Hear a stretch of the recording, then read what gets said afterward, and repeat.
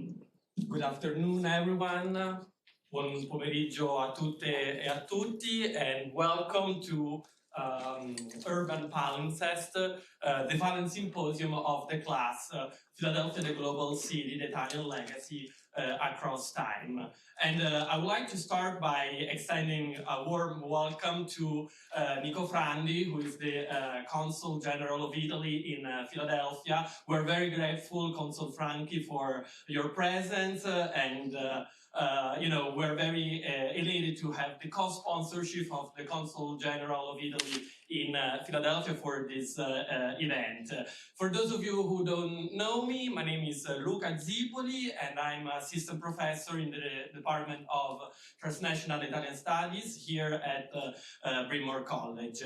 And this semester I had the great privilege of designing and teaching for the first time a new course that is housed in the trichophily course, one of the main and very special opportunities that as a faculty we get to have here not only Bryn Mawr College but in the bi-college community. So in the in consortium with Haverford College and Swarthmore College.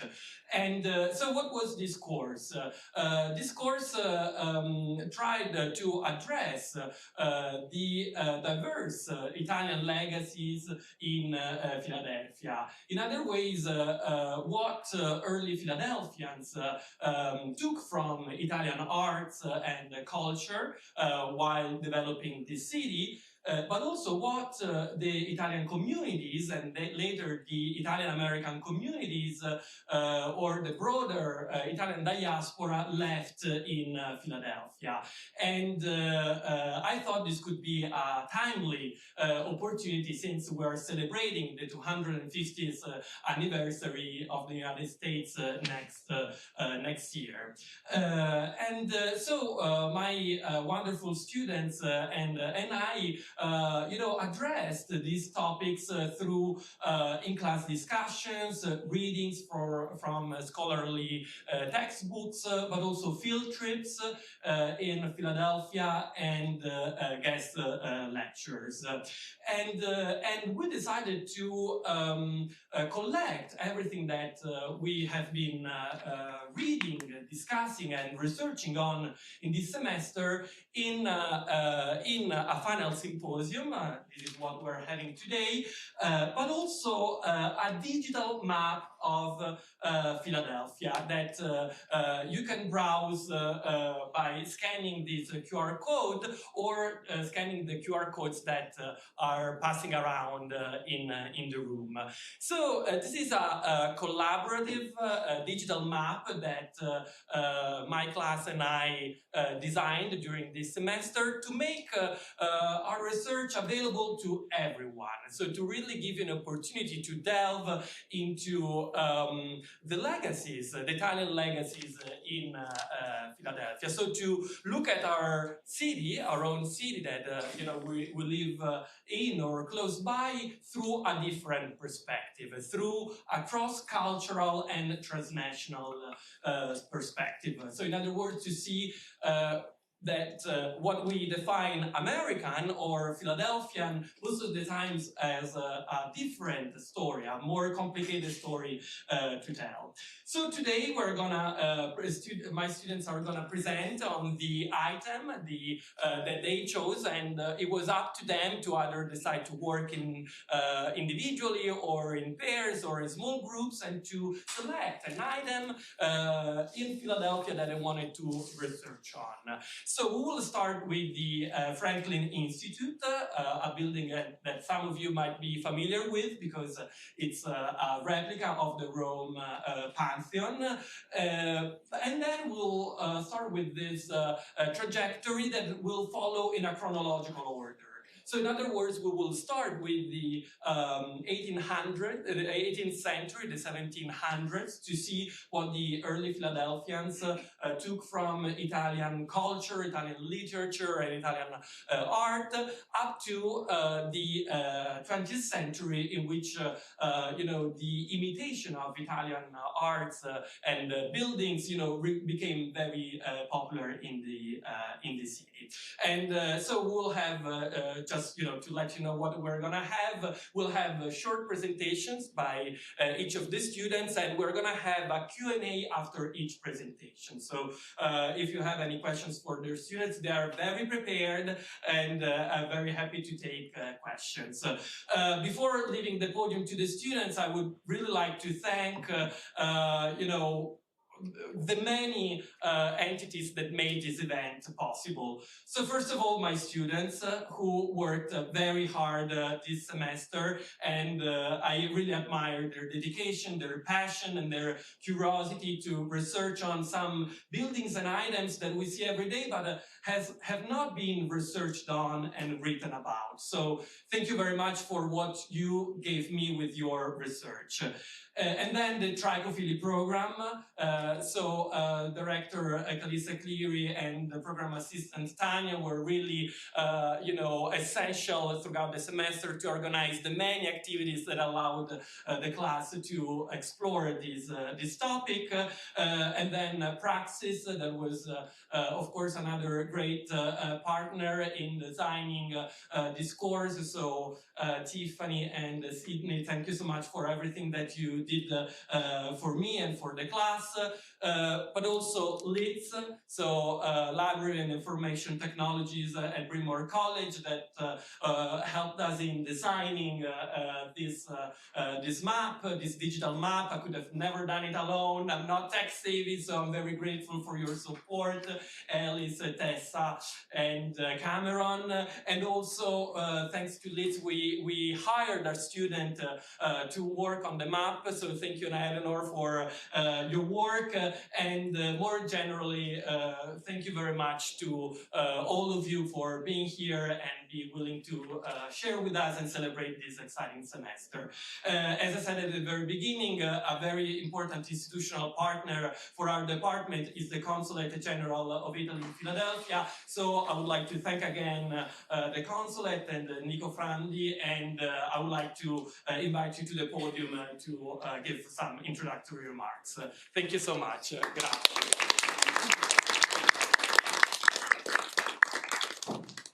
Good afternoon, everyone. I'm extremely honored and happy to be here. This is the second invitation I've got from Professor Zipoli that I thank very much. The first time I couldn't come because of other commitments. This time I said I will not miss it, and in particular when I received it and I saw the title of the course, I thought that it would be really a tremendous opportunity for me in the first place to learn so much about the Italian heritage and the Italian contribution to the shaping of Philadelphia. Italy, through its regional diversity, its immense artistic and cultural patrimony, and its centuries-old history, shaped also by foreign dominations, has been a natural crossroad of many civilizations at the center of the Mediterranean, and that's where it stemmed its limitless reservoir of creativity. Artisanal traditions, often rooted in family-based enterprises, have nowadays become an extraordinary network of small and medium enterprises. These unique features have been reflected in the remarkable contributions that Italy's great diaspora has made across the world. A diaspora made of men, women, who emigrated abroad in the pursuit of values that were at times neglected at home to escape a war or out of economic necessity. A diaspora that today is made also by many talented and highly qualified professionals in every field. Their achievements and contributions have brought and continue to bring honor to our country far beyond its borders, raising high the tricolore, our Italian flag, even across the Atlantic. Yet, not all the stories, their dedication, their invention and discoveries, their works have been widely recognized or even only remembered. So allow me to first offer you just a couple of examples.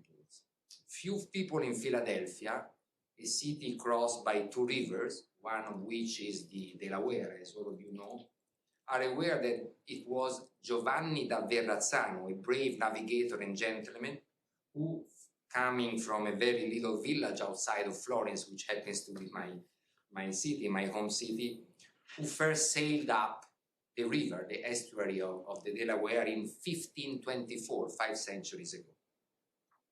And I would bet that no one in this room knows that the first inventor of the microchip is an Italian.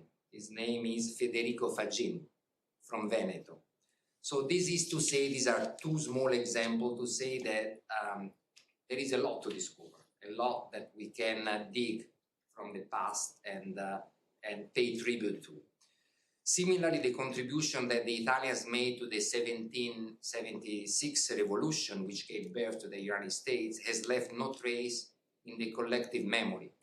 We know the role normally played by the Brits or the French, and that's all. So as we approach the 250th anniversary of the Declaration of Independence, I intend to promote in 2026 a conference dedicated specifically to this topic, an initiative in which perhaps your valuable participation would be most welcome. So I think I've spoken long enough, and I'm really all ears and eager to listen to the results of your search. And I'm certain, again, that those outputs will continue to honor my country and these people. So I thank you very much, and I take a seat to listen to you. Thank you. Thank you.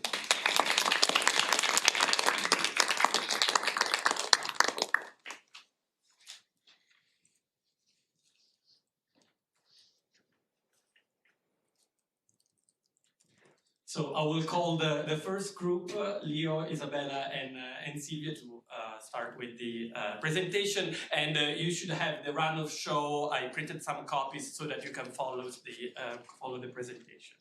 There.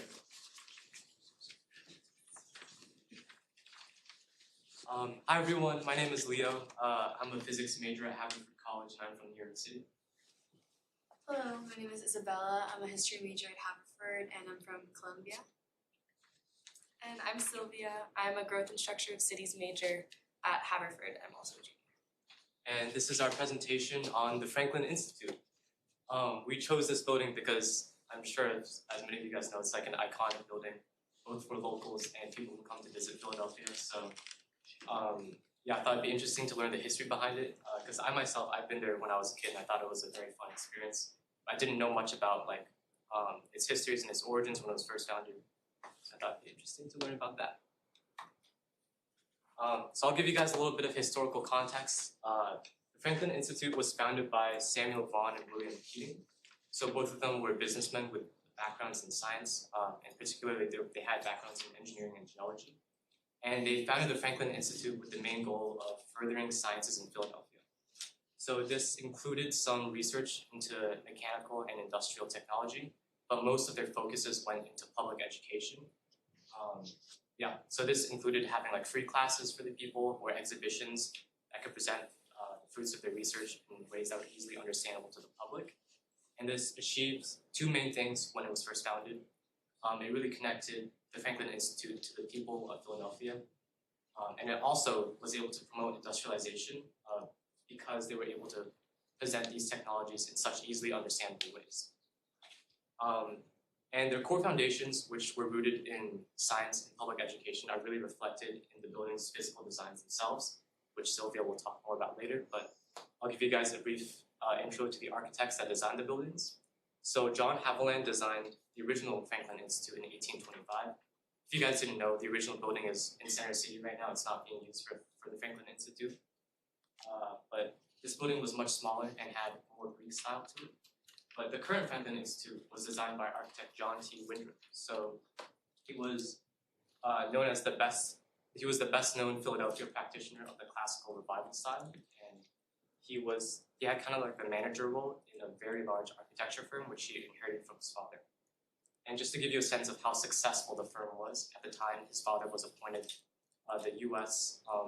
Managing Architect of the Secretary, which meant they had access to a lot of commercial and government-funded projects, unlike a lot of other firms at the time. And Wyndham, when he designed this building, he had a really large focus on the classical revival style, like I said before, which kind of reflects the rationality and civic virtue that the Franklin Institute wants to represent. And Sylvia will talk a little more about that. Yeah, so as far as the physical attributes of the building, like Leo mentioned, the building was designed by Wyndham in 1929, and it was finished in 1934. And the exterior of the building takes a more Beaux-Arts inspired style, while the core centerpiece of the rotunda is where we really see those classical revival and Roman influences. So as you can see in this image, and also as we saw on our field trip and course earlier this semester, the exterior features a highly symmetrical two-story facade with a wide staircase, 6 pillars, but again, follows more of those Beaux-Arts principles. And then upon entering the rotunda itself, we can see the inspiration from the Pantheon, like we mentioned earlier. So the Pantheon in Rome was the first self-supporting dome of its kind, of its time, and it really drew on the new technology of reinforced concrete in order to make this, at time, extraordinary feat possible. And while the Franklin Institute is not the first American building to take inspiration from the Pantheon, it is a beautiful example of those features that we see. And here. So this is an image or two of that rotunda, and we can see the coffered texture of the ceiling and the skylight in the center, which mimic exactly the Pantheon in Rome. And so a few classical elements that we can see in the rotunda itself include the overall visual harmony of the space, which is core to the classical revival style and a very Roman principle, as well as the fluted columns, pillars, and cornices that cover the walls. And then in the center of the rotunda, we see the Ben Franklin statue, which is a memorial to Franklin and kind of embodies the core mission of the Franklin Institute as a whole. And this statue is carved from cerveza marble, which has strong Roman associations and is a tribute to Franklin's legacy, just due to the prestige of him and his influence on American culture. And it uses classical sculptural design principles as well. And throughout the space, the use of rare Italian marbles reflects, again, the grandeur.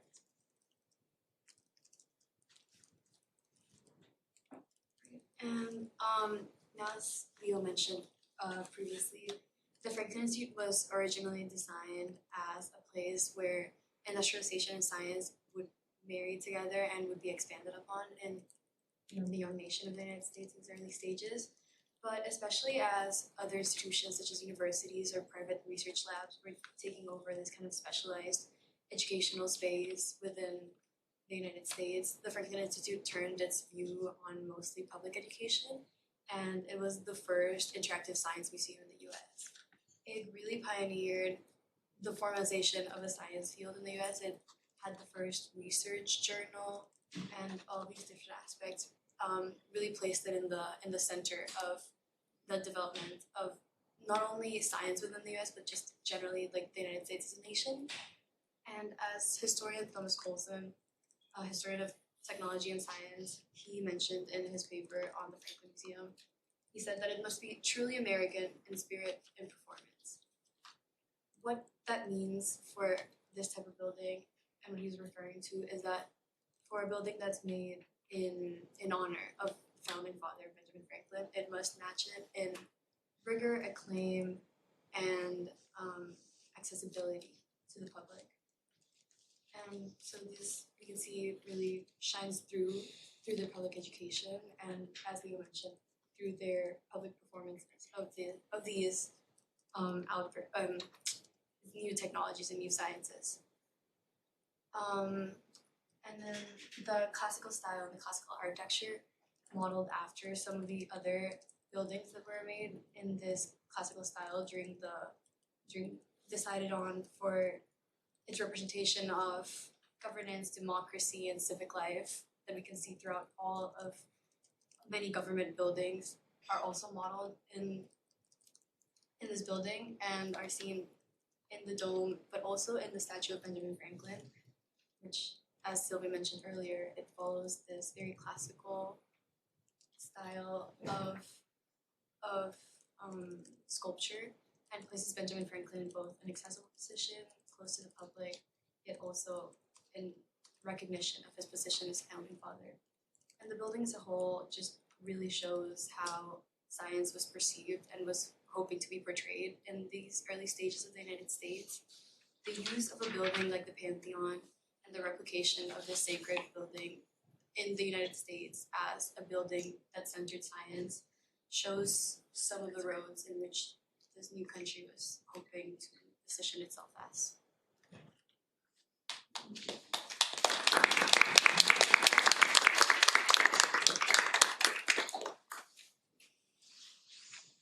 Any questions?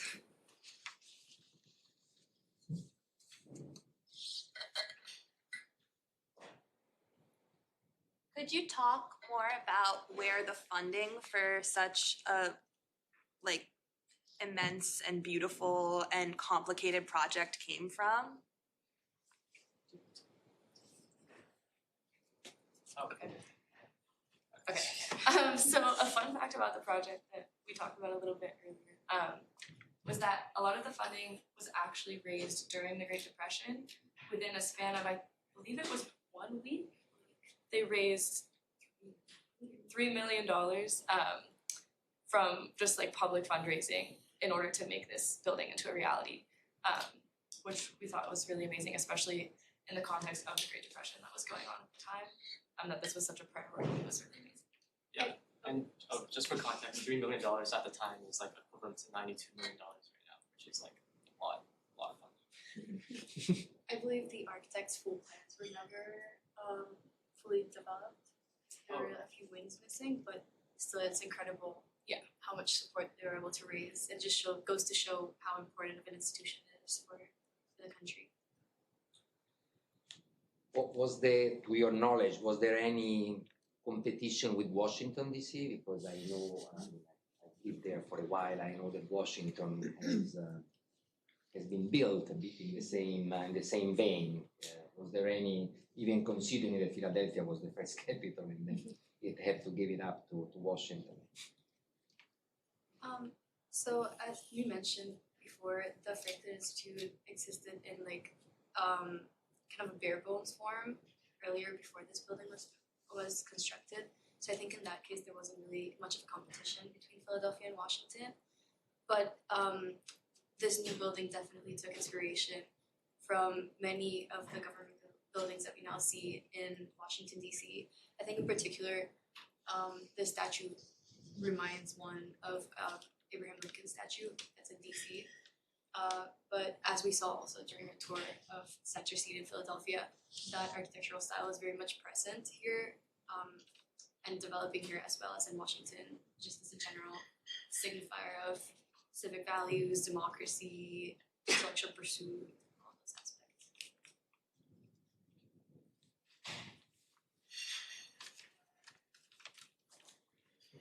Thank you very much.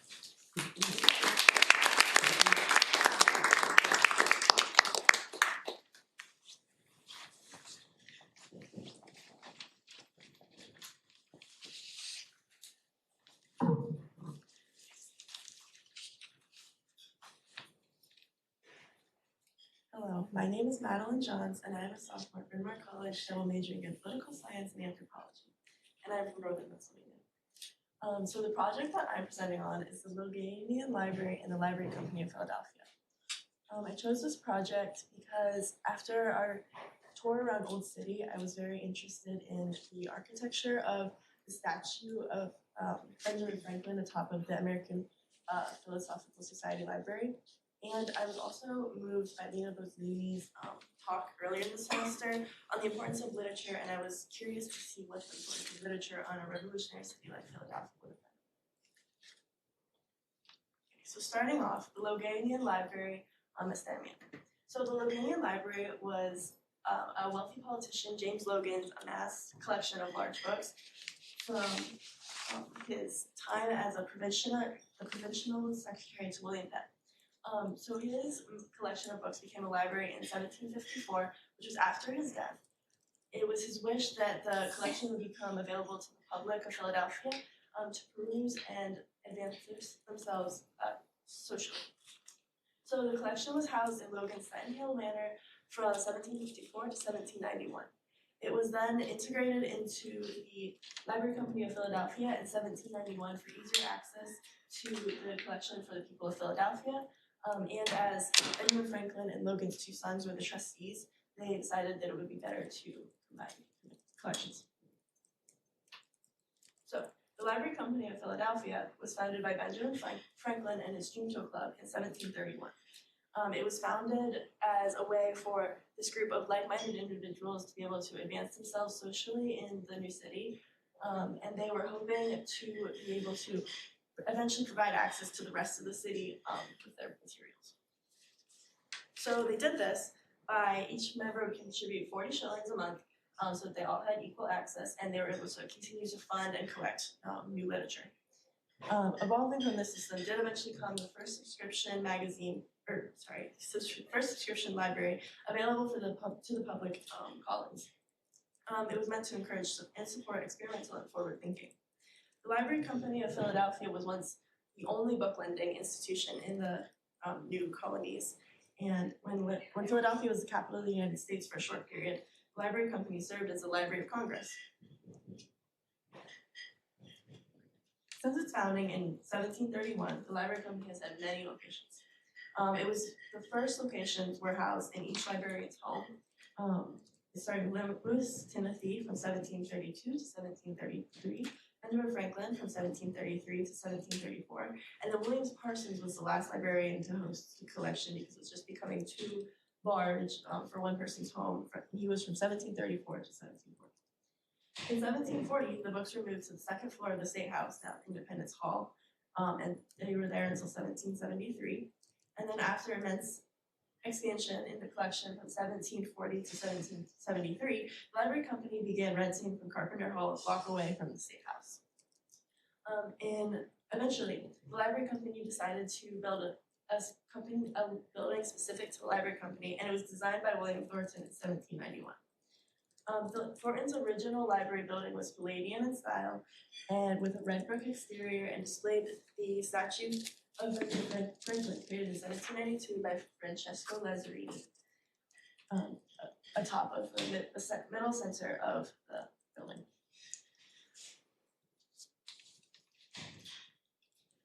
So due to the continuous expansion of the collection, the Library Company moved again, and unfortunately Thornton's building was sold to Drexel and was demolished in 1878 to make way for the new Drexel and Company Bank. The Library Company then moved to the Ridgeway building reluctantly after a gift from Dr. Rush, and after a period there, they finally moved to Locust Street building where the collection is today in 1969. Today, we can see the William Thornton's original building replicated by APS, as it houses APS's library research collection. You can see Palladian features in a modern building for the Library Company, a small bit in the symmetry and the arches, but if you really want to see what the original building looks like and the Palladian inspiration, you should go to Old City. So, the Roman-inspired statue of Franklin. So the Italian sculptor Francesco Lazarini created the Roman-inspired statue of Benjamin Franklin in 1792 as a way to immortalize Benjamin Franklin for his work and contribution to the Library Company. The statue was commissioned by William Bingham, who was a lawyer and one of Philadelphia's wealthiest residents at the time. It also serves as Philadelphia's very first public monument. So the significance of the statue can be seen through Benjamin Franklin's attire, because his Roman attire was symbolism for his admiration for the republic government system of Rome, and his hope that the colonies would be able to move away from monarchies and towards more of a republic-style perception pointed downwards is that the symbolism that monarchies were on the downturn around the globe and democracies were hopefully on the rise. The stack of books was the importance of education and literature to be free in body and mind and not be able to be controlled by a monarch. And this was at the original top center of William Carton's building, but after severe weather damage from rain and such, the original statue was moved indoors and is now on display in the window of the modern the Library Company building on Locust Street. And the replica you can now see is at the top center of the APS library. So, the importance of Italian literature in the Library Company collection. Franklin included lots of works of Italian literature in his collection. He was corresponding with Gaetano Fingari, who was an Italian philosopher, and there was a lot of correspondence between the two men. They were seen to have a very strong friendship, and Fingari gifted his authored works to Franklin and offered to send more so that Franklin's associates could peruse the collection for themselves. So this collection is still included in the Library Company's collection. Additionally, there is an argument made by Craig Holt in his essay, Benjamin Franklin and the Italian-American Narratives, that Benjamin Franklin's reputation as a man of self-advancement and education influenced Italian-American immigrants who immigrated to the city to pursue an education and to work to advance their social class. He argues that Benjamin Franklin is someone that these people model their lives after and look to as a figure of the American dream. So the Library Company today, over time, the Library Company has expanded immensely. It did have a period of downturn after the Free Library of Philadelphia chartered as the main lending library of Philadelphia, and the Library Company pivoted to a research institution instead of a lending library. You are still able to peruse the collections, but you have to have an appointment. It's not able to be like a walk-in library anymore. And it still houses the 372 bestsellers from the original library catalog. And then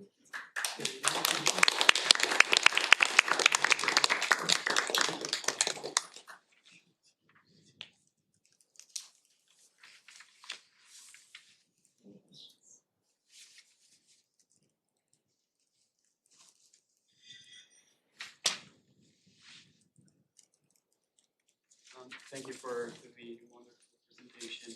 I was just wondering if you found something about the process of acquisition of books in the Library Company. You said a little bit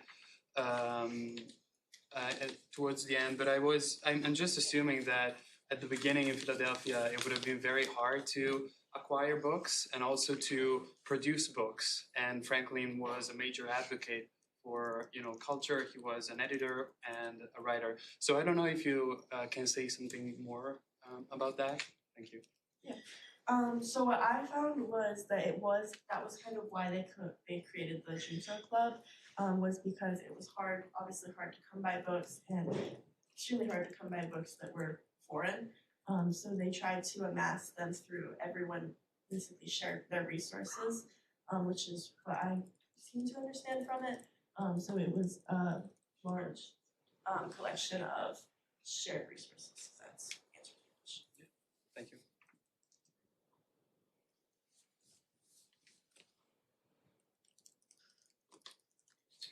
Thank you.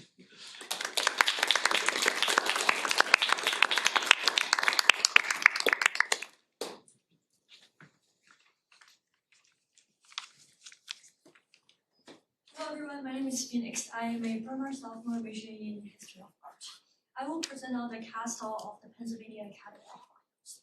So the reason why I chose this, the castle, is because I'm very interested in the fact that it doesn't just display cast, but also use it for educational purpose. Some history. The castle is founded in 1805 and is located in 118 North Broad Street. It's America's oldest art museum and school.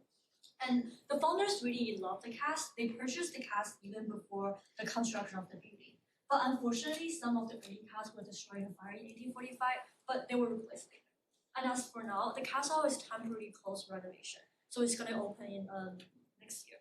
But this is a photo I took at the Bryan Gallery, because even though the castle is closed for renovation, some of the cast is moved to the Bryan Gallery, which is located at the, I think, the lower floor of the Pennsylvania Academy of Fine Arts. So background and founders. The buildings where the castle is located at is designed by American architects Frank and George Hewitt. And the founders for the academy is Charles Wilson Pierce. So the castle contains 120 specimens, and many pieces were first generation copies. And it contains famous casts like the Wayne Victory, the Bombardier towards Ernest the Middle, and the famous Lacroix, and also the two casts I will talk about later. So the cast, like I mentioned before, the founders of the academy really love the cast. The casts were like they commissioned casts before the construction of the building, and then the casts were commissioned from like studio in Paris and Rome, and then a lot of them are taken directly from the originals in like Vatican, and then after they were brought to Philadelphia, they were skillfully assembled by the staff of the academy. This is one of the most famous casts in the castle. Well, I guess like one of the centerpiece. And it's a replica of Michelangelo's David. It's an exact replica of the original, and it's very tall. It's 17 foot tall. It's originally commissioned by the John Wanamaker department store, but it was never used because of its immense weight of 3,000 pounds. And later, it was gifted to the Pennsylvania Academy of Fine Arts in 1988. And the source of the cast is unknown, but is likely originally in Italy. The next one is the bust of Ariadne. The bust is known for its significant connection to the mythology. It's a story where Ariadne is Theseus in defeating Minotaur, but later was abandoned by him. So this is a mythology that shows the theme of love, betrayal, and resilience. And this reminds me of one of our guest lecturer, Dr. Kanishi. She talked about how the close connection between mythology and the history of culture. I think the fact that this figure from the mythology is taken to make into the cast and displayed on this museum shows the celebration of the culture and the history. And lastly, I'm going to talk about the education side of the academy. So the Pennsylvania Academy of Fine Arts collaborate with a lot of institutes such as the Pennsylvania Museum of Art, University of Pennsylvania, and the Royal Academy of London. And drawing from antique, this is a title of one of their first courses and still remains one of the core courses now. I think this course really shows their core ideal of mastering art through the study of plaster reproduction. I think so here in this process, classic was not a remote period, but it turned to active present teacher. And I think this shows that the legacy here is like the entire legacy left is not, they're not just mere object. Well, obviously the casts are important, but it's not just the cast, but it's also a spirit that continues to guide us and represent the culture in the present and the future.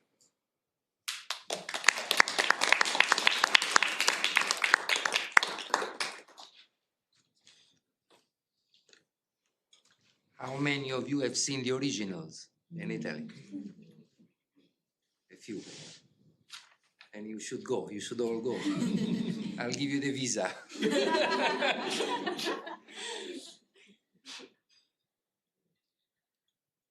Can you talk a little, do you know anything about the restoration work that's being done in the castle right now? What they're changing or something, or are they just shining them up for the final, for the They're presentation just like next year? doing a renovation. Okay.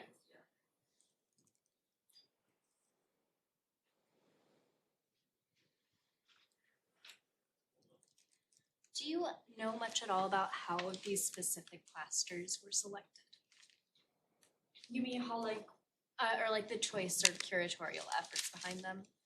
I think they were selected by the founders, and then obviously they're very, like the classic figures that represent like the Italian culture. I can add a couple of information that comes from my love for art. Michelangelo's David, well, it doesn't need any presentation. It's one of the classics of our Renaissance. But it's so interesting that Michelangelo himself was actually present when they discovered the Laocoonte, which is there. So Michelangelo was very impressed himself. I think he was a young artist at the time when this came about from the ground. And then I think there is a story of influence from one another. And it's very interesting because this is also the time of the Grand Tour that we talked about in class. So of course, at the time in which, you know, Americans were traveling to Italy and to Europe for their education and cultural background, cast of Italian and Roman statues were made in Philadelphia. I think this was very fascinating, Phoenix. Any other questions? Thank you.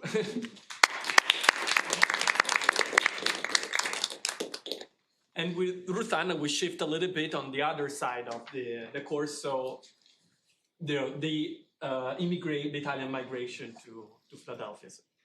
Please. Hi, my name is Ruthanna. I'm a sophomore at Haverford College. I'm a history major and a Spanish minor.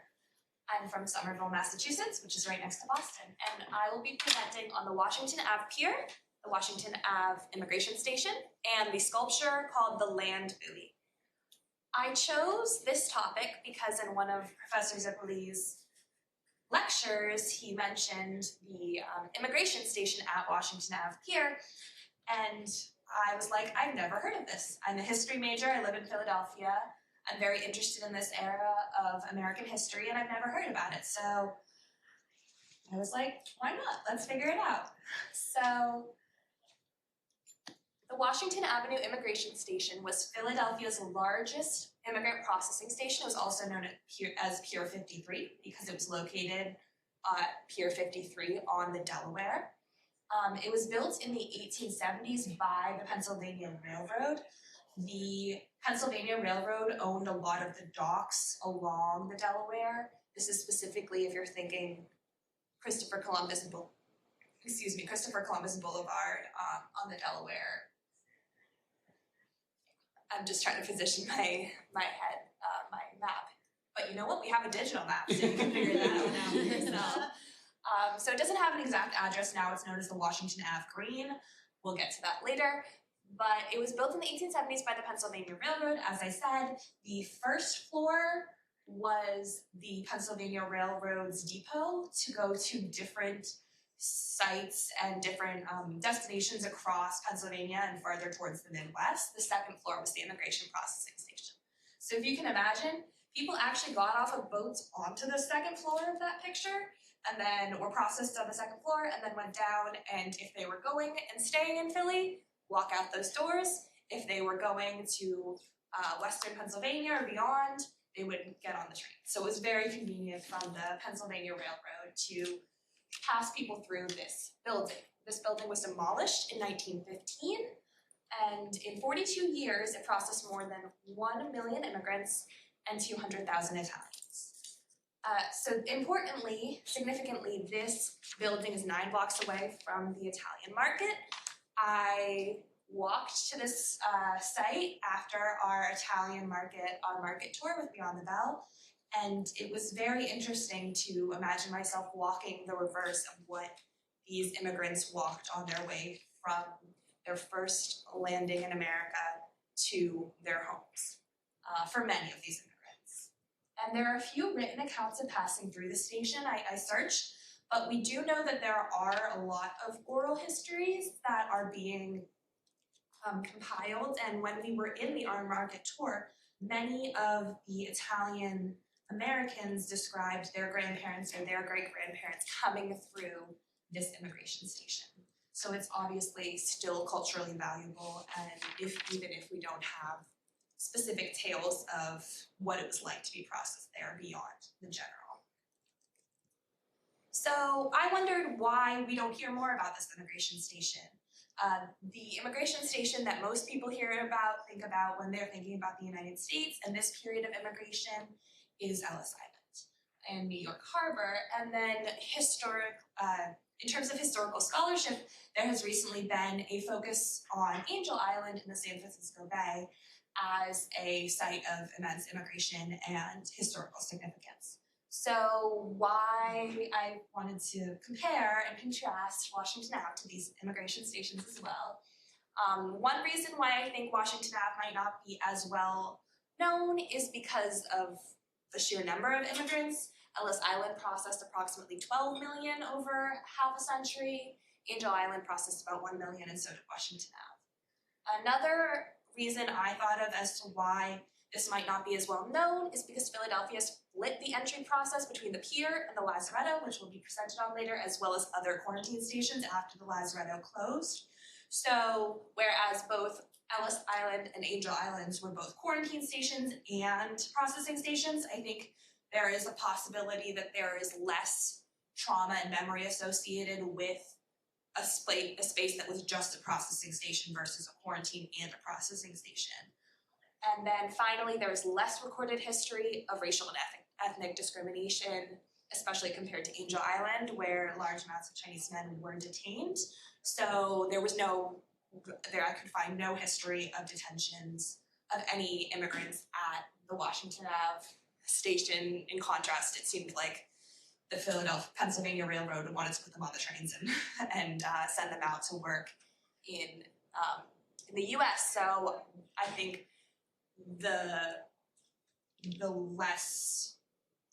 non-prevalence of traumatic related histories and memories of this space might contribute to why we don't have as many written histories. So what happened after it closed, after it was demolished in 1915? So first, the site fell into disrepair. But in the early 2010s, the city spent $2.15 million revitalizing it as an eco-friendly community space. And the centerpiece of that revitalization was this sculpture called the Land Buoy. The Land Buoy was designed by Jody Pinto and dedicated in 2014. The upper right corner has the Land Buoy as it first appeared. And then below it is when I went in October. So the Land Buoy is a galvanized steel sculpture, and it has a 55-foot spire, and it's surrounded by a spiral staircase which goes up to about 16 feet, which provides a view of the Delaware. When I was there, I think someone was taking a LinkedIn profile photo of themselves on top of there so that they could get a nice headshot with a view of the Delaware. It's truly beautiful. The top of the buoy emits a soft blue light, which was described as a, quote, beacon and invitation in memory of those who came through the pier. So between these two photos, 11 years passed. The foliage grew. I was sort of shocked when I couldn't immediately see the Land Buoy when I showed up at the pier. I was like, I've seen so many photos of this. Where is it? I was worried it wasn't there. No, trees had grown. Trees had grown. This is why I'm not a science major. So the trees had grown, and also graffiti has shown up. And at first I was like, graffiti is defacing this piece of art that is in memory of these people, but then I realized it's also showing how this artwork and history and memory has been integrated into everyday society and understandings and parts. Like there were some people saying they graduated from high school, and it's become a part of Philadelphians' everyday lives. The photos, people were jogging along the pier in the eco-friendly space. And so I thought that served the memory as well of this space. Jody Pinto is the artist. She was born in 1942 in New York City. Her grandparents immigrated from Salerno, Italy to Philadelphia in 1909 and were processed at Pier 53. And her grandfather sold produce in the Italian market.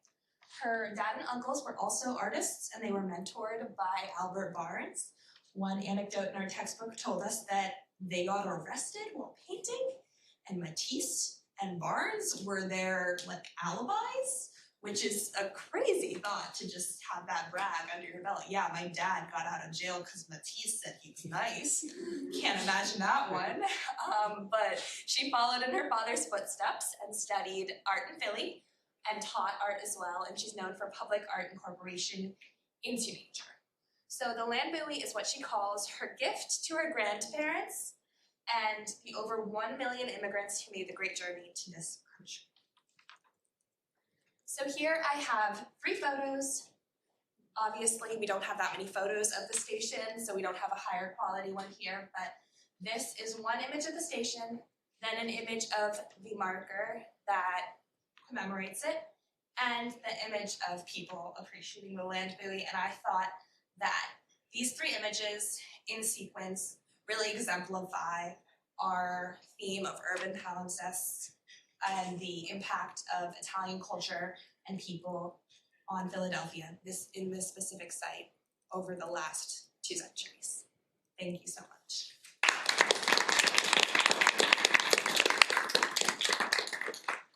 Any questions?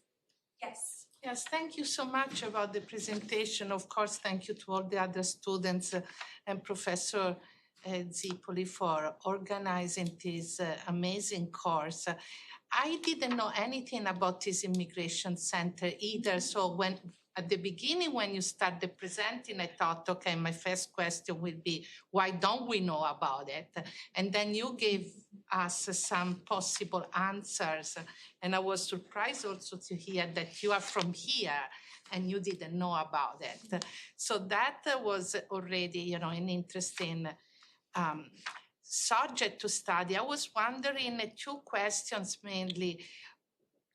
Were the immigrants mostly from, like you stated here, from Eastern and Southern Europe? Do we have any data, for example, about a little bit more than that?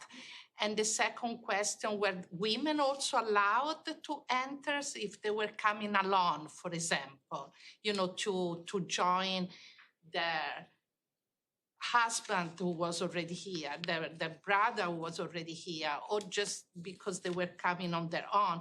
Were they allowed through this immigration center?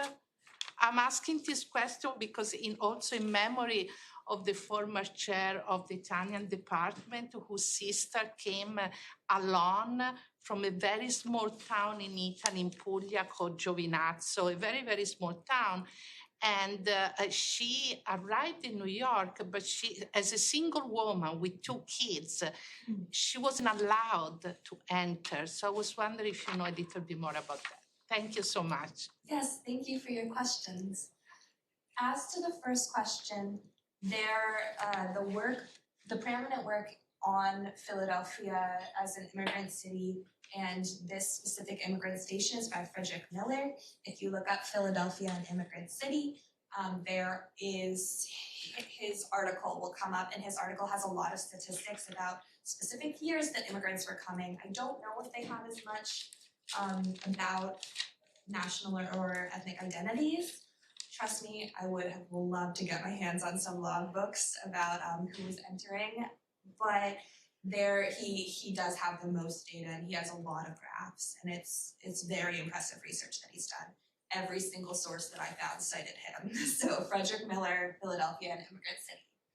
As to women entering the station, I'm not sure, but I do know that on the 2nd floor of the building, there was a corner that was called the altar, where women who came with partners who were men but were not married would quickly get married, and then they could be processed. So I think that does show a little bit about what the immigration station and the general belief thought of single women and women trying to start lives for their families in this country, that they made them get married in order to enter the nation. And so I thought that was a very interesting anecdote. Miller also provided that when he has a description of a lot of the different rooms that were in this building, and he's like, there's a small waiting room, and then you could go get married, and then you could go get on a train. And so I thought that was a very interesting statement, but I do not know if they allowed women who were there without a male potential husband. Thank you. Yes. Oh, I think you kind of mentioned this, but do you know why exactly the entry process was split between the Lazaretto and this station? And do you know if that had any impact compared to like the other entry points that didn't have that process split up? Yeah, so number one is that the Lazaretto was built far earlier than this processing station was built. It was, as we will learn in our presentation about the Lazaretto, I believe. Yes, which I'm very much looking forward to. It was built way before this, so they had already established that as a functional running quarantine center, so they didn't need to have it anymore. I think also Pier 53 is just, you're right in the heart of the city. As for Ellis and Angel Islands, they're islands. If they had a quarantine station there and a processing station there, people, like, it was separate. It was an island, there was water around. If you were trying to quarantine people at Pier 53, if there was some type of disease, you're still like right there in South Philly, you might get some sort of disease spreading to the population. So I think that even after the Lazaretto closed, they did have quarantine stations that were farther away from the city. I don't know why they decided to build. I think it was about the Philadelphia Railroad and their economic interest that they thought it would be really nice to have processing and trains to Western Pennsylvania all in one. But that meant that they needed to be right in the heart of the city, which meant they needed to quarantine somewhere else. So I think that is why those two were separate. And I do think that that is a major differentiation between this immigration station and other immigration stations.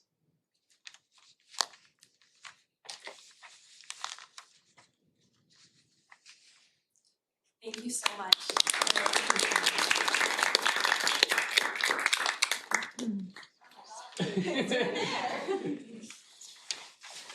That was really cool. I had actually, during all my research, I never heard of her location, so it was new. All right. Hi guys.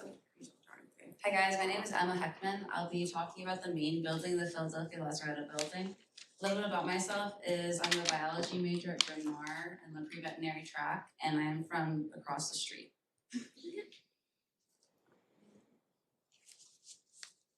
All right, so a little bit about the main building is it was building started in 1799 and it was finished in 1801. It was built in response to the yellow fever epidemics from 1793 to 1799. There were 5 that hit Philadelphia and it took out about 10,000 individuals out of 50,000. And it was catastrophic. So the Board of Health was created in response and then they started building this place. The significance is that it was on the Delaware River, so all ships that were coming into Philly had to stop here, be reviewed, everyone had to be quarantined to see if anyone was sick, and inspected before entering Philadelphia. This was the main barrier to prevent disease from spreading through Philly. And yeah. Today, it is the Italian Cultural Center. Before, it went through several iterations. It is still standing today. So after 1893, it was transformed into a municipal hospital because quarantine was formed since migration was coming. Sorry, I'm not good at presenting. Pardon me. Since migration was expanding so drastically in the U.S., they had to make a more centralized system. And so Ellis Island was put in place. And so this was just a municipal hospital and it wasn't so much of a local responsibility to quarantine individuals. Then it became a Philadelphia Athletic Club and then it became a seaplane base. And then it was renovated in 2020 and is now a municipal building and Italian Cultural Center. You can see that there's colonnaded porch, sash windows, octagonal cupola, and it's very symmetrical, which I will get into later about why that is very important.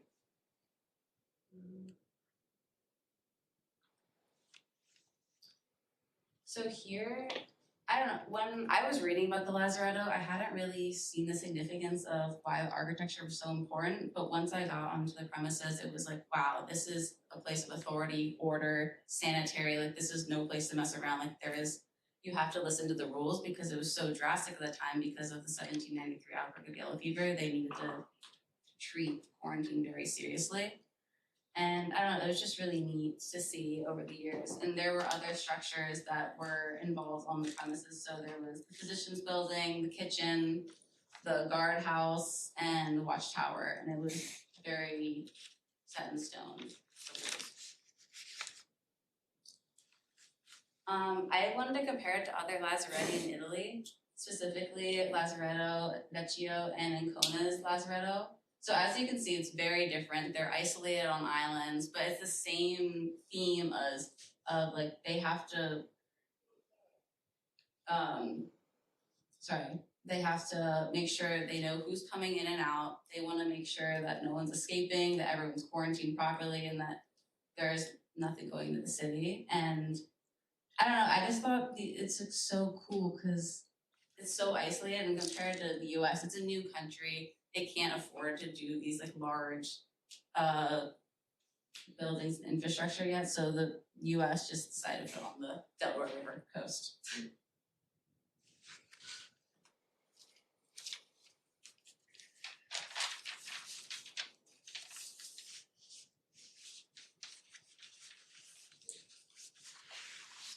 The Lazaretto tells us a great deal about early American ideas of disease migration and the role of government.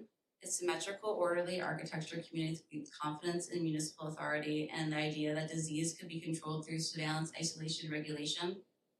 At the same time, it reflects the tensions between protecting public health and supporting trade. Quarantine slowed ships, cost money, and affected the lives of immigrants and sailors who were detained. But the building also embodies the safety and restriction, two themes that remain relevant in public health today. To conclude, the Lazaretto building reveals how global ideas of quarantine. It survives as a historical site and a home of the Italian Cultural Organization and creates a bridge between the history of transnational public health and the ongoing story of the Italian heritage of Philadelphia. Studying the item helped me see that how architecture can express anxiety about disease, but also hope, order, and commitment to the common good. Thank you.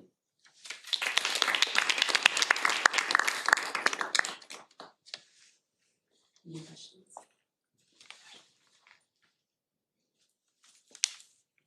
Well, Could you talk a bit, you mentioned the like symmetry of the building and the importance of it. Can you talk a bit more about that? yeah. So as you can see with the other Lazaretti, so I had some difficulty finding common themes other than symmetry, which is also very important because it has to go into the theme of sanitariness. It's like you have to make sure there's order, there's no crevices that people can hide in, so you make sure that there's a system. And we go back to the main image. Oops.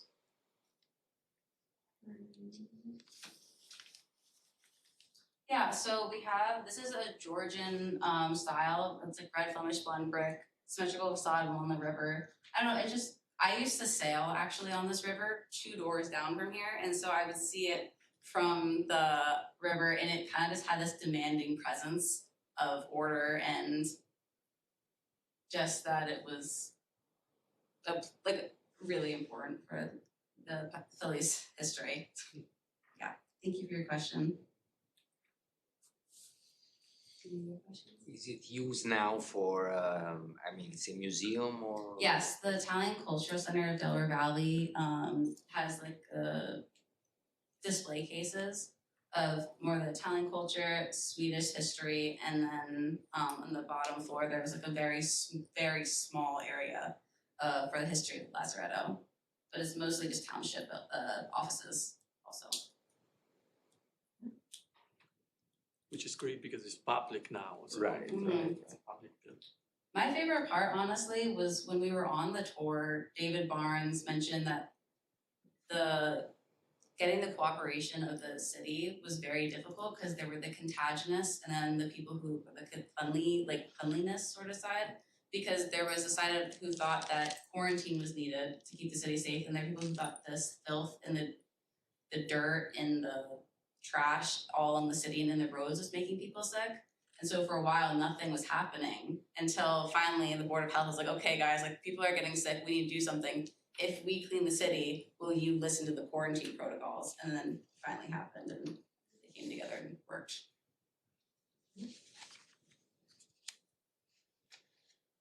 Thank you. Thank you.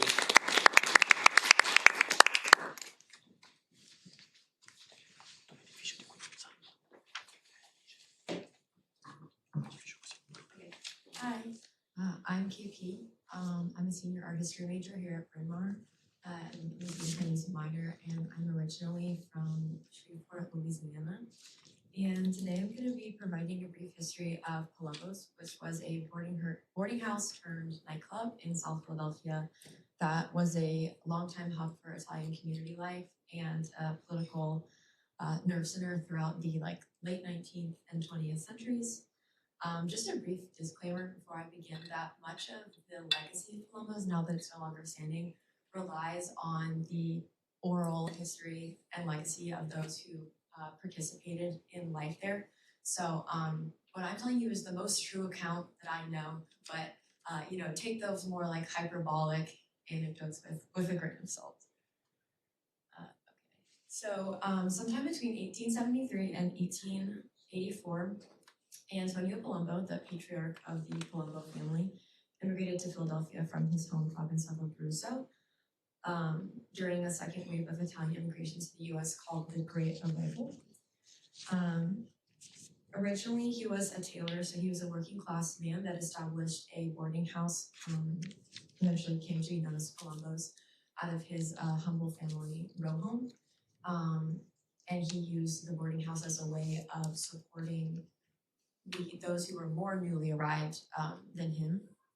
And that was the main reason that I picked this topic, was because we had the privilege of attending a Beyond the Bell tour for this class, which is a local organization that sort of exposes the hidden or lesser known histories of the city. And on our Beyond the Bell tour, our tour guide referred to Palumbo's boarding house as a mutual aid effort. And mutual aid informs a lot of the community work and organizing that I do in my personal life. So I thought that consulting an earlier example of what mutual aid could look like would be really interesting. The boarding house provided room and board, of course, laundry services, and a few meals a day at the low cost of 90 cents a week, which equates to about $30 a week or $120 a month in current US dollars. So imagine getting rent and meals for $120 a month. That's a pretty good deal, and it allowed those newly arrived Italians to not worry so much about their finances and become more well established. So yeah, 1884 was when the doors opened, and over the course of the first two generations of the Palumbo family, the business established itself as a flagship enterprise of what would become the Italian market as we know it today. Okay, this might look familiar to you. This is the Washington Avenue immigration station, located about 9 blocks from Palumbo's. Palumbo's was at 9th and Catherine Streets in South Philadelphia. So after immigrants came through the Washington Avenue immigration station, they could either walk or take the trolley just 9 blocks to Palumbo's. And there's even, it's even said that many immigrants came through with a little tag pinned to their chest that said Palumbo's, so it's they knew where they were going, which is really interesting. So Antonio and his son, Frank I, maintained the boarding house practice for 2 generations before the reputation of boarding houses, as general establishments, really began to suffer in the mid-20th century. So you can see there's this disparaging cartoon of a boarding house landlady where she is pictured overcharging her clients for the services that she's providing. A lot of boarding houses across the country were not well maintained during this era and were seen as essentially slums. So a lot of them began to close down. This is where we usher in the 3rd generation of the Palumbo family with Frank Sr., who imagined a new life for his family's philanthropic legacy. So he used his family's existing money to take local orphans on like grand outings to the ballpark, to the zoo. He even there's even like fabled that he donated animals to the Philadelphia Zoo.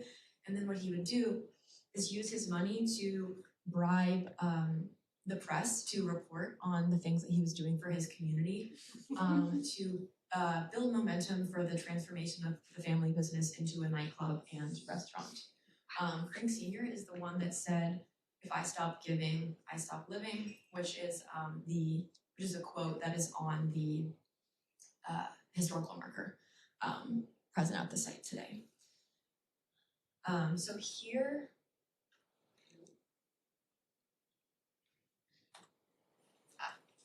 if I stop, there it is, okay.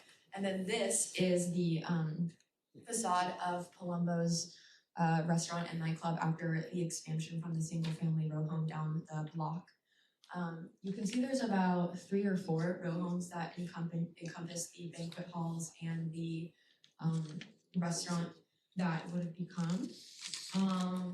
Zoning laws would have limited the expansion of one single family row home into multiple for like business endeavors, and would have required a lot of permits and bureaucratic work to allow for the expansion.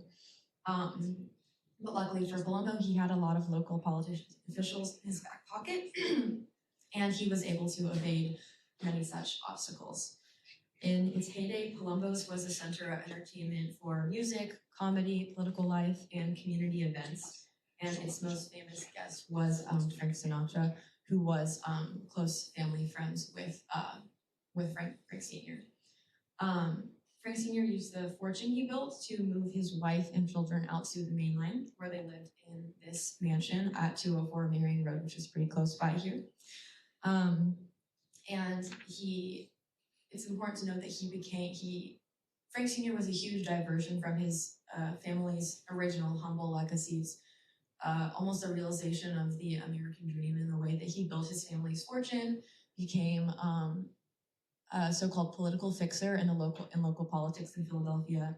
He hosted a lot of political figures at Palumbo's to, do speeches, have events, and he got their campaign money. So he was a very important figure in local politics, and that way in a very powerful man. Frank Sr. unfortunately died in 1983 of a heart attack, and he passed the family business down to his son, Frank Jr. Supposedly, and also, I also heard that when he died, like Frank Sr. was a very strong, charismatic personality. So he would go into the restaurant and like say hello to the guests, shake hands with everyone, and he was always giving things away, if you can believe it. And he would give away, expensive bottles of champagne, perfume, and even the tie off his neck. That's not something that I heard. And then when he died in his home in Marion of a heart attack, paramedics showed up to the scene, and one of the last things he said, according to his sons, was to make sure that the paramedics got something to eat at the restaurant for helping him in a medical emergency. Unfortunately, at the time of Frank Sr.'s death, the business, so this was 1983, as a reminder, the business had fallen on hard times. And he had used the business as collateral for taking out almost $1 million in loans, not necessarily leaving it in very good shape for his son to take over. Yes. So Frank, this is supposed to say Frank Jr. Frank Jr. inherits the family business. And the business stays standing for about 11 more years under the leadership of Frank Jr., who was not very popular with the city folk because he was raised on the main line. He didn't have the same intrinsic understanding of their culture and their community as his father did. And there was a waitress who worked at Plums at the time. Her name was Nancy Cunningham. And she said about Frank Jr., she said, "He's not a downtowner. Here's a kid brought up on the main line. He doesn't know our ways. Are you going to fault him for not being sociable?"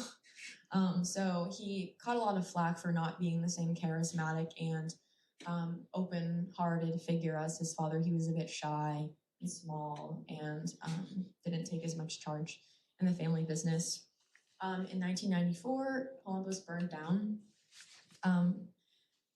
the fire marshal reported that the highest possibility was arson because the fire started in the middle of the night and 2 fire doors had been left open when they were supposed to have been closed, fueling the fire and allowing it to continue down the block. And it had a pretty severe impact on the neighbors of the business as well. Unfortunately, there were some arrests made after the questioning of several suspects of restaurant employees who were present the night before the fire.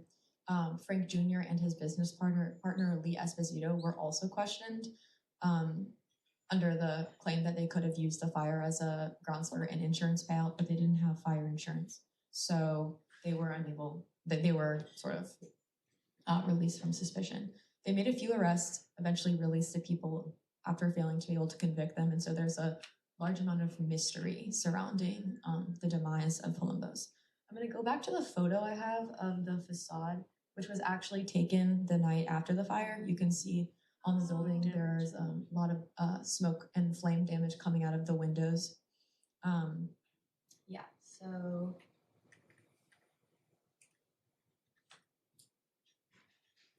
having a little trouble here. Okay, this is Frank Jr. among the ruins after the arson. And it left the interior of the restaurant was left in very poor shape. The exterior was still standing, and it became kind of a scourge on the neighborhood because Frank Jr. and Lee Esposito refused to maintain the property after all the damage that was done. It became infested by a lot of pests. There was squatting, etc. And eventually they sold the property to a completely unaffiliated new owner who built a Rite Aid franchise on the property. This is still standing today. And so the Rite Aid closed all of its storefronts in 2022 after the company went bankrupt. So the Rite Aid is still here, but it's vacant and the land isn't being used for anything that contributes to the community in the same way that the original business of the boarding house or even the earlier iterations of the restaurant and nightclub would have fostered community connection. The legacy of Palimpsests gives us so much to think about in terms of gentrification, the transformation of small businesses and historic neighborhoods in Philadelphia, with the most recent example being the selling of De Bruno Bros to the commercial entity ShopRite. There's a lot of uncertainty that surrounds our neighbors in South Philadelphia, what will happen to their area if more powerful commercial entities start to lay claim to their historic neighborhood. Palimpsests is a demonstration, Palimpsests and the subsequent demise of Palimpsests, it's a demonstration of our duty to continue to patronize small businesses and keep our historic neighborhoods alive. Thank you.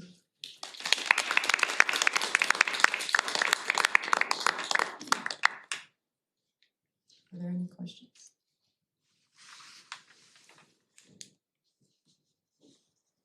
I have one. Okay. I was touching in my intervention the importance for Italy, for my country, of the small and medium enterprise. So exactly this relatively small size, family run businesses. And this phenomenon of them being particularly in historical centers in cities in Italy, particularly, they are being taken by big groups, and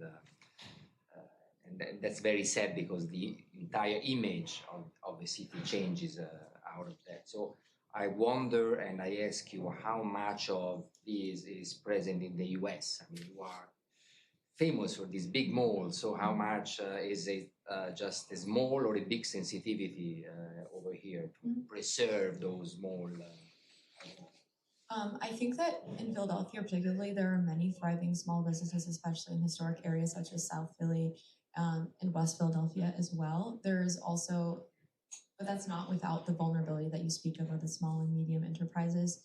There's the phenomenon of sheriff sales is very prevalent in Philadelphia, and that's where the city will put up a property that's not been well maintained for sheriff sales. It's a very, very cheap price for commercial enterprises to come in to buy up the land, and that's a way that gentrification tends to happen in these historic areas.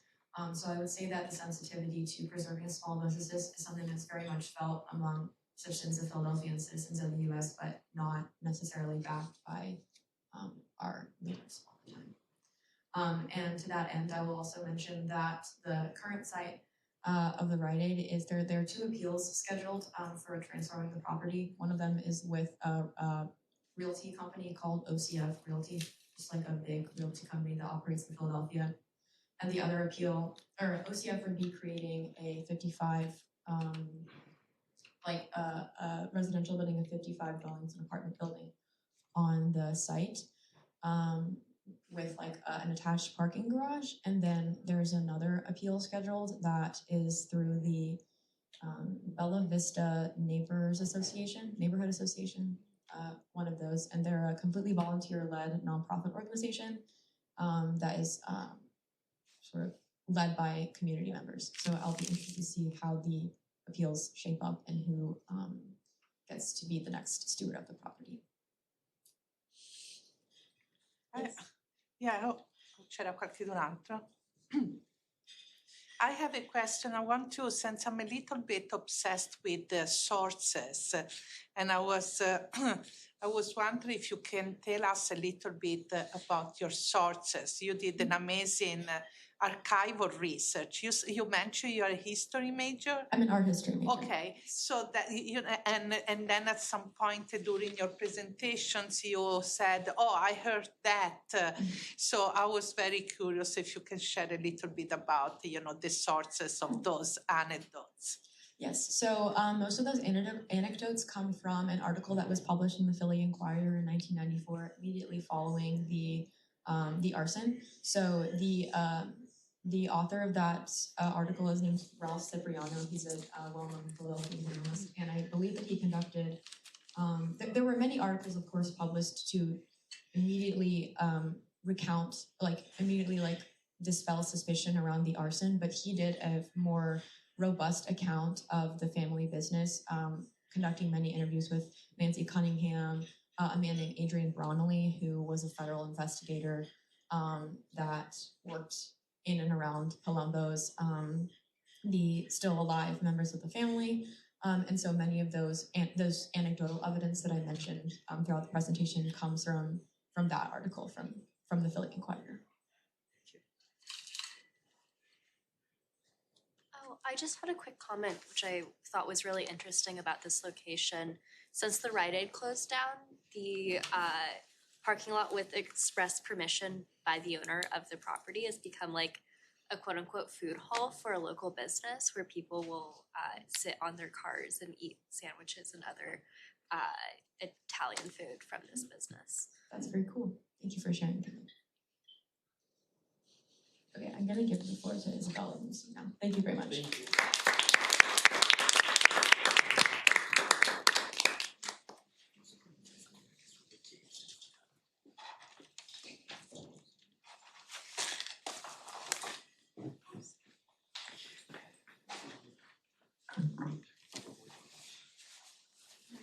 Hi everyone, I'm Isabel. I'm a sophomore at Bryn Mawr. I'm from Vermont and I am majoring in creative writing and minoring in fine arts.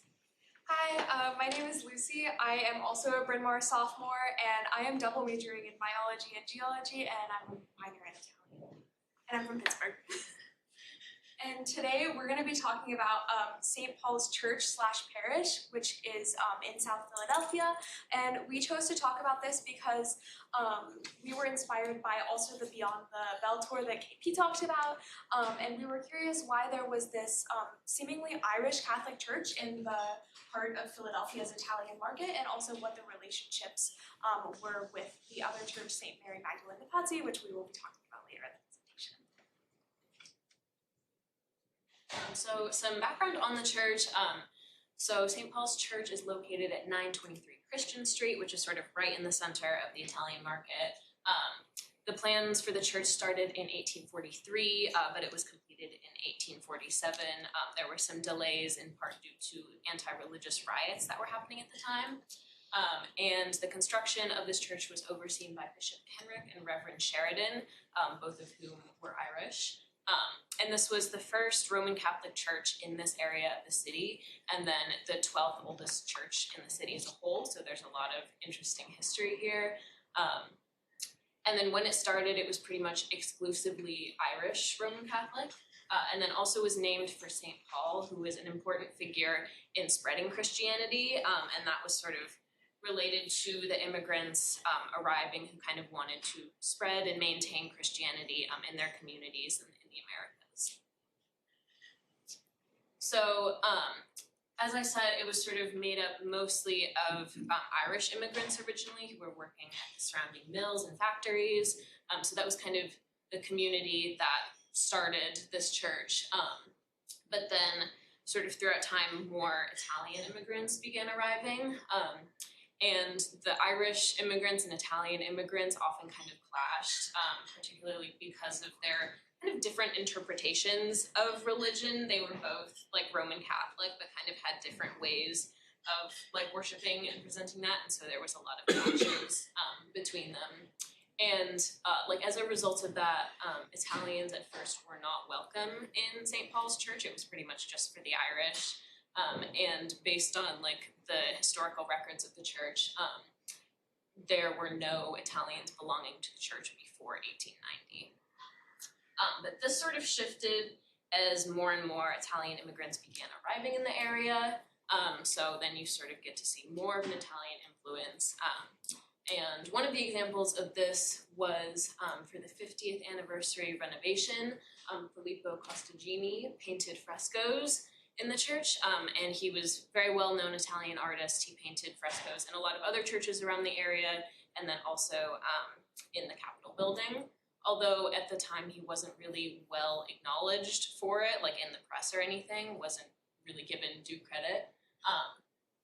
And then also St. Paul's Church was tied to the Italian immigrant community through the Madonna House, which was built nearby, and this was an organization for like helping newly arrived Italian immigrants, giving them like vocational training and education, educating children especially, and the children attended Mass at St. Paul's Church. So that was sort of the beginnings of some of the ties between this church and the Italian immigrant community. And then Father Otto Toffolini came to St. Paul's in 1932, and he was the first pastor of Italian descent at this church and sort of ushered in like a new era and more Italian influence in this community in the church. And with Father Otto Toffolini, we have the 1938 renovation, which is the biggest renovation that the church undergone, with the exception of the church burning almost entirely to the ground due to both the carelessness of an altar boy. So other than the pretty much complete like reconstruction of the church, the most new implemented features was done during the 1938 renovation. And there were paintings, sculptures, marble floor, and woodwork. And this is really important because it was almost either exclusively done or paid for by the Italians. So some examples of the work that was done by the Italians, the paintings were done by Professor D'Ambrosio, who was a local Italian professor, and he actually painted over the frescoes that Costagini did, but nonetheless. And then we also have the labor, a lot of it was like done by like the Italian community, and then also the fundraising was done by the community around the Italian market, which was a lot of times the Italian immigrants there. And it's also worth mentioning that the architectural style of St. Paul's Church is not Italian. That being said, there is kind of a similar emphasis on symmetry and beauty that was seen in a lot of the Italian buildings that kind of struck us when we were doing our site visit. But yeah, there's still a lot of influence.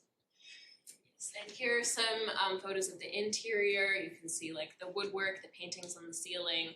Part of the like fundraising was you could like commission the painter to paint your like favorite saint on the ceiling, and so that was helping to fundraise money. And then you can see the painting at the altar there. So most of what you can see today was done by the Italian artists in this renovation. And then we have some examples of like the metalwork with the lanterns, more examples of the paintings on the ceiling, the statues by the altar, the marble floors, more colored statues in the back by the votive candles. So just to kind of give you a sense of what it's like on the interior. And then to talk a little bit about the evolving function of the community.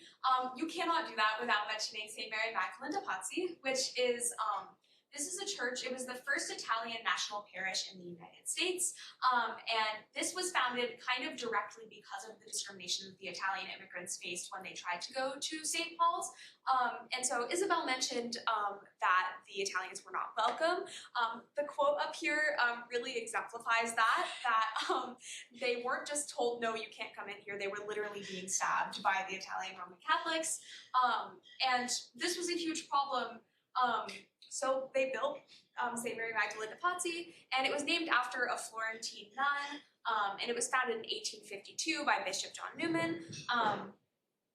And we were specifically interested in like some of the Italian architectural features that were here. You can kind of see like in the middle there's kind of like a false Palladian window. The proportions aren't exactly right, but it still has the idea. There are also some paintings inside, which unfortunately we didn't get to see, that are replicas of paintings from the Renaissance by great Italian masters. Anyways, this building, while it is an amazing example of Italian architecture in the city, it was not enough for the Italian community that was living there, because there were people that had immigrated here who felt like they live closer to St. Paul's, they should be able to worship there. And so eventually St. Paul's was forced to listen.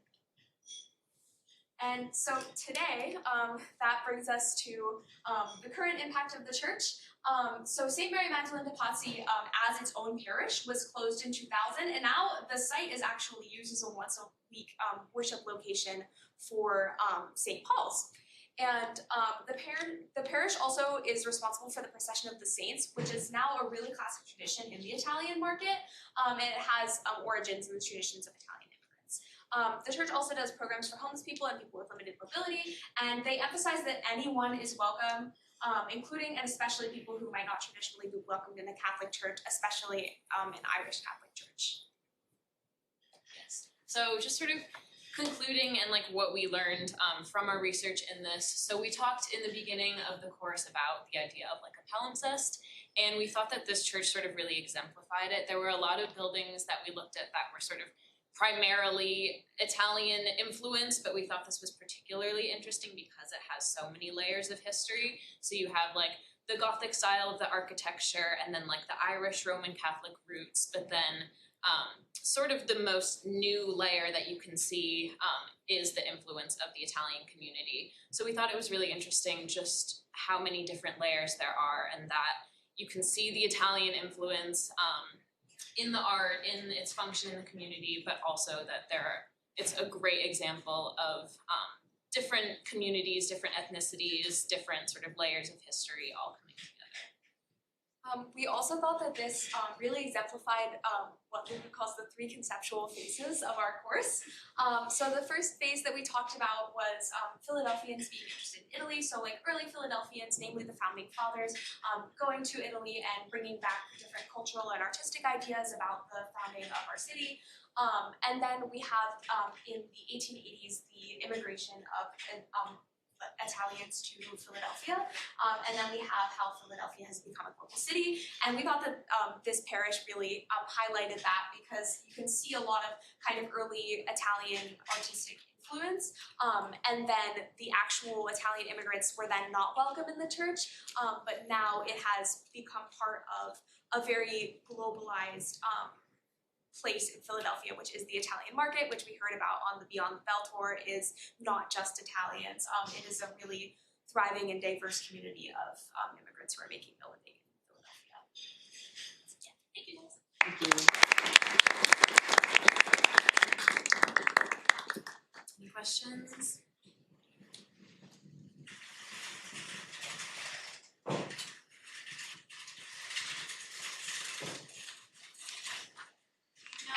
What year or decade it was integrated, and if there was any form of like community reconciliation over the violence that Italian Americans had faced when trying to enter this space? Yeah, so it was sort of like, I feel like kind of a slow process of like becoming more integrated into the community. And we were reading like about the background of it on the church website, and I think Father Otto Toffolini was sort of a big part of like the reconciliation. there was a quote like in our project about him sort of like soothing the broken hearts like of this community, and I think he was sort of a big figure in like trying to bridge the different aspects of the community, and sort of creating more of like this open and welcoming space sort of for everyone who wanted to worship there. Like Isabel mentioned about it kind of being like a slow, it wasn't just suddenly bam, okay, every Italian is welcome here. So like we do have records of like the first ever Italian that was baptized, and then once you keep looking at the records, it's like slowly more and more. So it really did not happen overnight. But then in the year 2000 was when St. Mary Magdalene de Pazzi was officially closed as a parish. So I think that is kind of like the final thing that showed that it wasn't needed and that Italians were fully integrated by that point. I make a comment more than a question. Your presentation made me think of the interaction between religion and politics, or religion and power, I would say, and the fact that Magdalene Pazzi was chosen as a reference brings me back to La Congiura dei Pazzi against the Medici in Florence, for instance, and then you touch upon Ireland and Italy, how they competed one another, so that's interesting.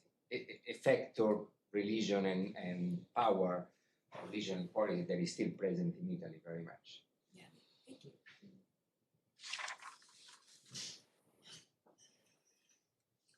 Thank you very much.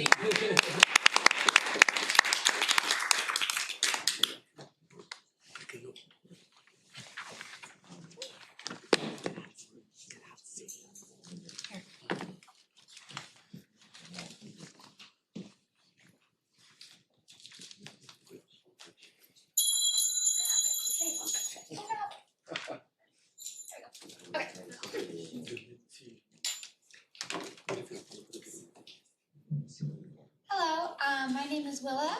I'm a Bryn Mawr junior. I'm a history major and a museum studies minor. I was born in Chicago and I moved to Maine when I was 5 and spent the rest of my childhood there. Let's see. So I'm also presenting on an aspect of the United Street Italian market, which actually the previous 2 presenters have given me a great segue. We've gone from the one of the crucial Italian institutions of the market to the interaction between the Irish and Italian communities of the market, and now I'm going to be discussing the mural Our Market Ancestor, Carl Samuel Rado, which covers an important Jewish figure in the history of the market. I chose this because I'm really interested in Philadelphia's public art culture. It claims to be the city with the most murals in America. I don't know if anybody's done the work to verify that, but until then, it holds the title. Carl Samuel Radel specifically was a Jewish immigrant from Poland, and my family on my mom's side are Jewish immigrants from Poland. So I resonated with that, and my stepfather actually is half Italian and half Swedish, and he and my mom have a running joke about how Italians and Jews are always playing each other in movies, and whenever it comes up, like whenever we're watching a movie and it happens, they joke with each other about it. So the intersection between Italian and Jewish culture is something that I have some, personal experience and connection to, so I was really interested in exploring it through this mural. So this is the mural. It's located on 1037 South 9th Street, across from Carl's Farm Eggs. It has been in display since May 2025, and it's part of the Our Market Ancestors mural series. So the Our Market project, I'm going to take a little time to just talk about right here, is a project started by Michelle and Ortiz in, I believe, 2019, and it aims to help revitalize and support the community of the United Street Market through things like putting up new hand-painted banners for the street carts, and hosting community events and community storytelling circles, which eventually some of those storytelling circles resulted in the series of murals. There's many other murals that are part of the 9th Street Our Market project, but the Our Market Ancestors murals specifically, there are 3 of them. I believe I have pictures of the other 2 that are in this series later on in the presentation.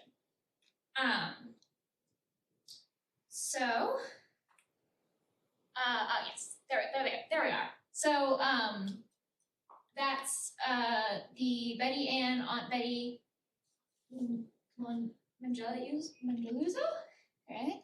And Danny and Joe DiBruno, the DiBruno brothers, are over there. And Michelle Angela Ortiz herself paints the portraits that are in the middle. And then the borders are done by Emily Bush, who is a Philadelphia artist and musician whose family were actually also from Poland. And these 2 are sort of closer to each other. As you can see on there, they're on 921 and 923 South 9th Street.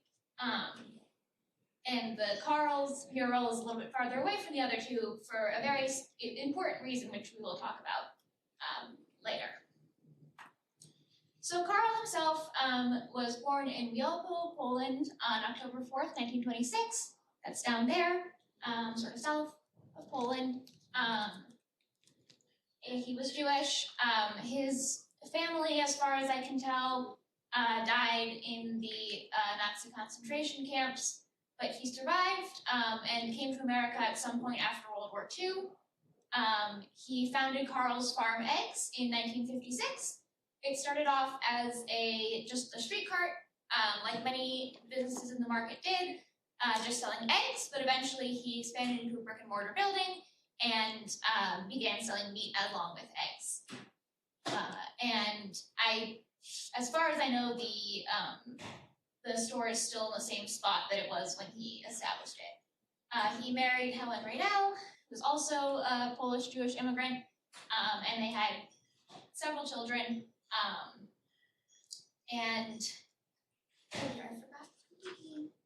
I believe he died at some point in the early 2000s. I'm blanking on the exact year right now. But I couldn't find that much on Karl himself because he was not he was not a guy who was making the newspapers, and because of the very specific time at which he died, it is too late for me to be able to go into historical newspaper archives and too early for the newspapers to have been digitized. It's a very frustrating time for a person to die. It wasn't his choice, but I wish he would have maybe done it a little bit earlier or later so I could find his obituary.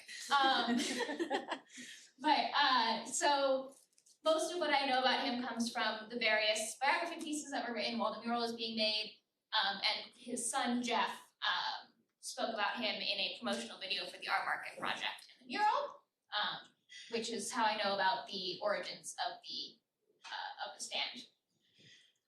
So most of Philadelphia's Jewish community, as far as I could tell from a sort of map of where prominent synagogues were in South Philly, had been centered a little bit north of South 9th Street.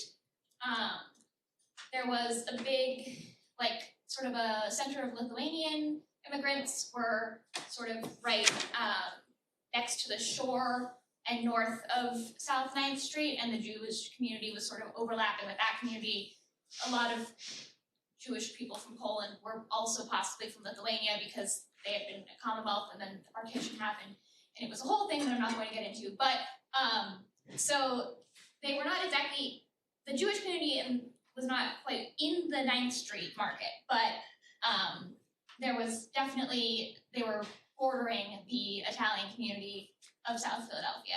However, post-World War II, there was a shift towards the suburbs, and so when Karl arrived, the Jewish community in the South Philly area would have probably already been largely moving towards the suburbs, but at the same time, the community of the South 9th Street market was becoming more ethnically integrated. There's less of a Jewish presence in the market now, but Karl's mural reminds us of the historic presence and influence of the community. So I could not find much about Jewish-Italian relations in South Philadelphia specifically. There was an article on Jewish-Italian relations in Portland, Oregon, which is a place that has, as far as I didn't even know there were that many Jewish or Italian people in Portland, Oregon. Philadelphia probably has more, and yet there was nothing I could find. But generally in America, there were both a lot of connections and a lot of tensions between Jewish and Italian communities. They tended to settle near each other in the same areas of the immigration districts. Unlike with the Irish, which is sort of the other group that you hear coming up in connection to the Italian and Jewish communities a lot, but there were a lot of different periods at which there were a lot of Irish immigrants. There was sort of a specific period at which there were a lot of immigrants from Southern and Eastern Europe, which really means there were a lot of Jewish immigrants and a lot of Italian immigrants coming at the same time. So there's also a long history of there being a small population of Jewish people living in Italy, which is sort of interesting. That didn't end up affecting most of the relations in the New World because the Jewish immigrants to America were by and large the Ashkenazi Jewish people of Eastern Europe who did not have any real relation to Italy. But it was sometimes cited by local community leaders in America as a reason why there should be interethnic solidarity. Jewish and Italian immigrants to America were also in similar positions of being sort of looked down upon and mistrusted. A poll actually, kind of incredibly, during World War II, but before America joined the war, said that like Jews were one of the least trusted ethnic groups in America, with Italians being like the one that was even more mistrusted, which is a lot. So this could have created solidarity, but in practice it ended up creating a lot of tensions because there was a feeling of competition for becoming one of the accepted immigrant groups. And during World War II, particularly, tensions rose due to the concerns over the rise of fascism in Italy. The Jewish communities obviously were concerned about the rise of fascism in their own home countries and did not like and felt that the Italian communities, there was actually some boycotting of Italian businesses in at least New York by the Jewish communities because they were upset about what was happening in Italy. And it should also be noted that because of really high value of education in the Jewish tradition, a lot of Jewish families managed to send their kids to school before they went and got a job. So a lot of Jews ended up in like managerial or supervisor positions, often to Italian workers in factories, and this also created a lot of resentment.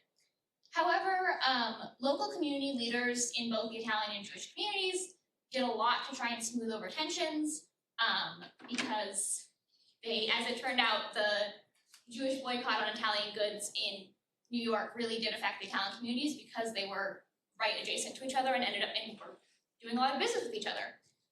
And so there was a lot of work done, again, to try and argue that the communities had more in common than they did, that's the word I'm looking for, the word than they did not in common, and that they should be supporting each other rather than attacking each other. And when America joined the war effort, most Italian Americans decided that they, to sort of try and set aside to some degree the dual loyalty and join with the US against the fascism in Italy and Europe, and this eased a lot of the tension with the Jewish community. And so after the war, even though the Jewish community was largely leaving the southern Philly area, the intercommunity tensions were also dissipating. And there's a lot more to be said about the process of Americanization for different ethnic groups, which is one of my personal historical interests, but I did not have time to get into all of that here. So let's return to the mural itself. If you'll permit me a little bit of art analysis, which is not my specialty.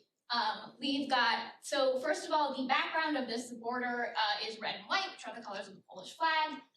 It is also done to resemble a paper cut, which is a sort of traditional Polish and particularly Polish-Jewish art form. It shows, let's see, down there, can I take this? Will that work? Or does it need to stay? Well, I can pick a point. We've got the Liberty Bell down there. Yes, thank you. And then up there is Poland with the placement of wheel pole marked with a little star. The dove carrying the branch over there next to Poland is a classic symbol of peace, as well as reminiscent of the story of Noah and the Ark, and the hope that the dove represented in that story. Bring it back there a little bit.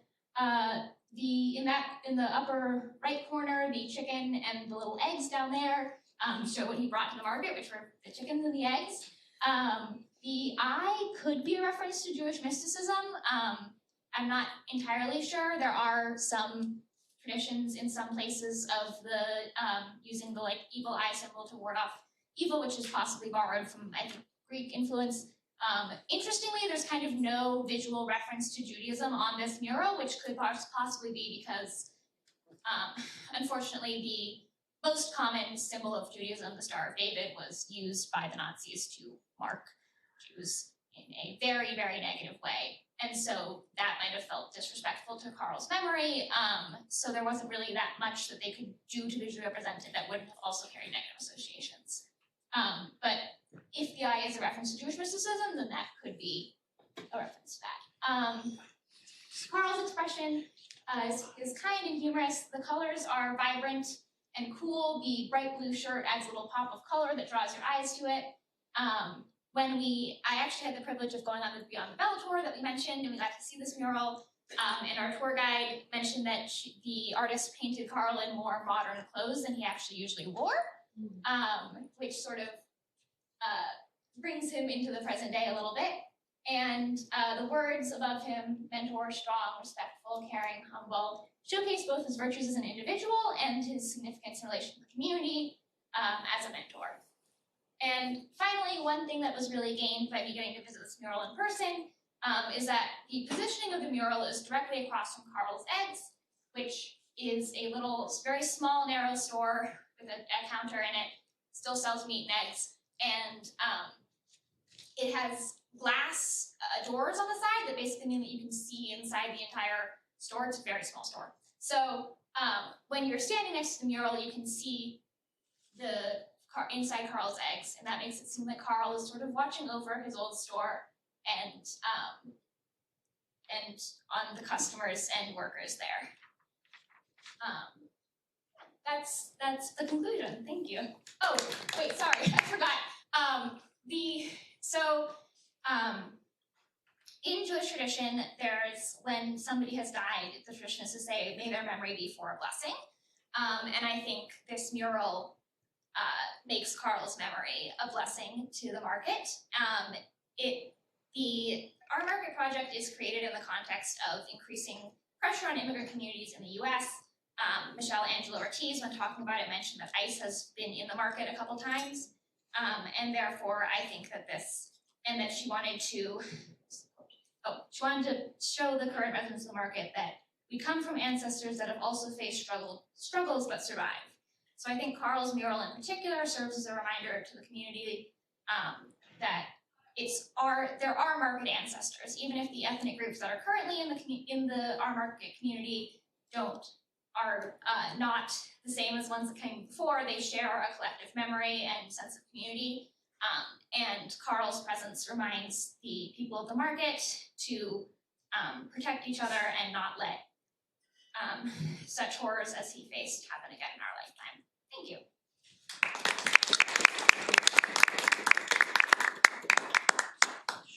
Questions?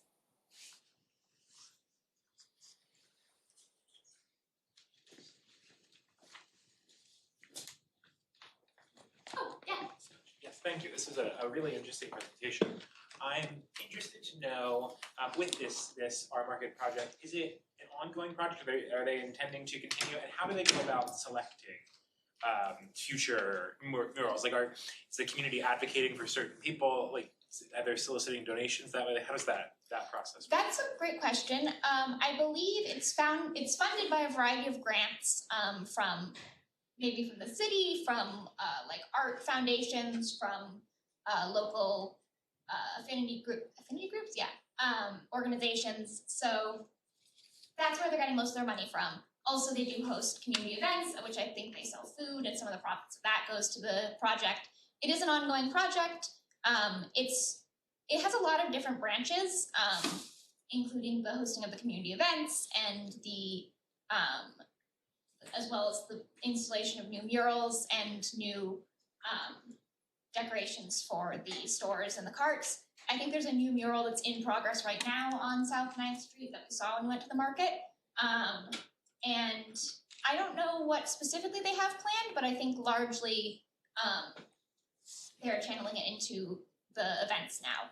I don't know if there's more murals for our market ancestors specifically planned, but I would expect so. I think when they hosted the community story circles, these were the names that came up the most, were the people who ended up getting their murals done first. Thank you.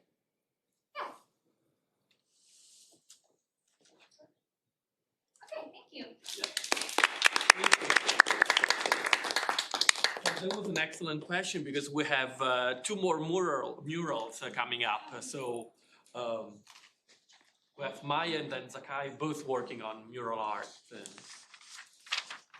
Yeah, I'm Maya. I'm also focusing on another mural. I'm a senior at Haverford.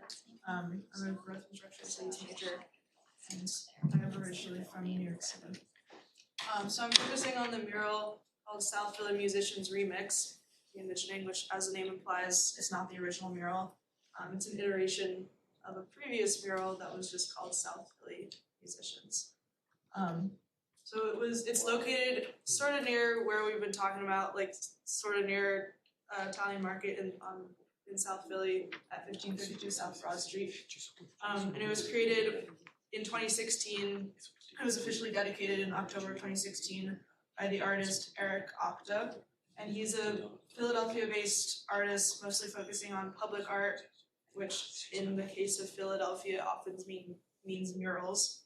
And he's very outspoken about being focused on local projects, a lot of neighborhood-based projects that focus on like very local histories and also community engagement. So over the course of making this mural, and he's responsible for tons of murals around Philadelphia, but he would have like community days where people could go and work on the mural themselves, which is interesting.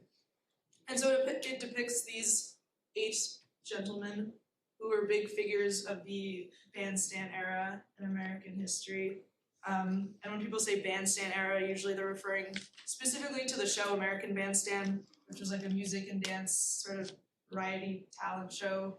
But also it was just very influential in general in developing mainstream like American culture, the rise of like rock and roll and youth culture. So when people say like bandstand era, it's kind of more of a broad thing. I'd say maybe the most famous person on here was Charlie Gracie, and for those that were at the Italian Cultural Center at the old Lazaretto building, you might remember there was like a brief kind of exhibition on him with some artifacts. But all of these men, they were all have roots in South Philly. They were all born into working class, like second generation, first or second generation Italian immigrant families. And in reading a lot of interviews with them, some of them are still alive and they attended the dedication of this mural. They were all very outspoken about being very proud of their heritage and their cultural, like what brings them all together, being from South Philly and also having this shared cultural history of Italian immigrants. And most of them they got into music very young and they were discovered by like talent scouts and stuff, which is how they quickly became very famous. So as I mentioned, this is not the original mural. The original one was a few blocks over, just called South Philly Musicians, but it eventually fell into disrepair, which is not uncommon for Philly, unfortunately.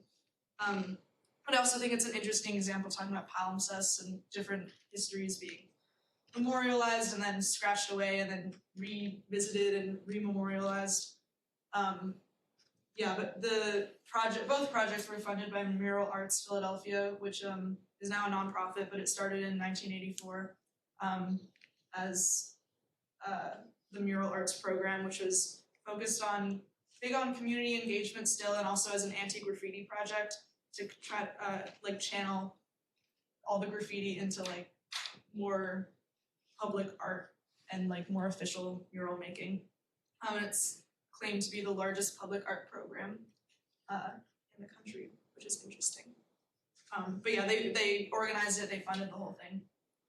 And this is a quote that I like from the mayor's office around the time that this mural was dedicated. That Venice has canals and Paris has the Eiffel Tower, but Philadelphia has murals.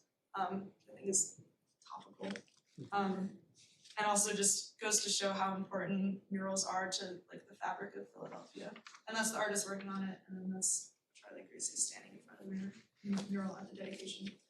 But yeah, like I said, this mural is really, it goes to show how important murals are in Philly, and also I think it's interesting to focus on something like the American Bandstand era, which feels very quintessentially like American, like Americana, but focusing on how like an immigrant group and different communities really contributed to it. And I think it speaks a lot to also some of the metaphors that we've kind of explored in this class about Philly and America being like a melting pot or a tapestry or palimpsest. Yeah, but it really speaks to the different localized histories and specifically in this case, South Philly and the Italian legacy there. So yeah, that's it. Thank you.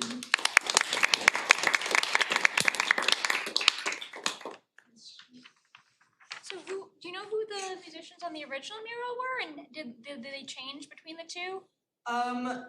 It was 6 musicians on the original one, and now there's 8, and I don't remember who the 2 new ones are, but it's essentially the same message and kind of the same, memorializing the same thing, but honestly I don't remember why they just decided to add 2 more. But yeah. Just a perspective to place this against post-war suburbanization, cars, yet it was a streetcar urban kind of, a street corner urban kind of music that was looked at as a generating place in this TV show that showed up as soon as kids got out of school in the suburbs. You know, it's a remarkable vision of a population looking back toward the city. Yeah, no, it's really interesting to think about in terms of like this American musical culture and how that like originated in a city and really extended to like all of America and became so like iconic.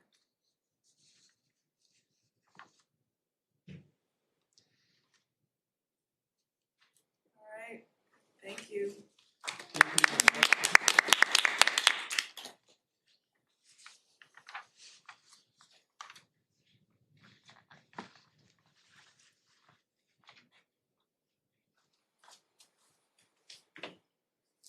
Hello everyone, I'm Zakai. I'm a Haverford senior.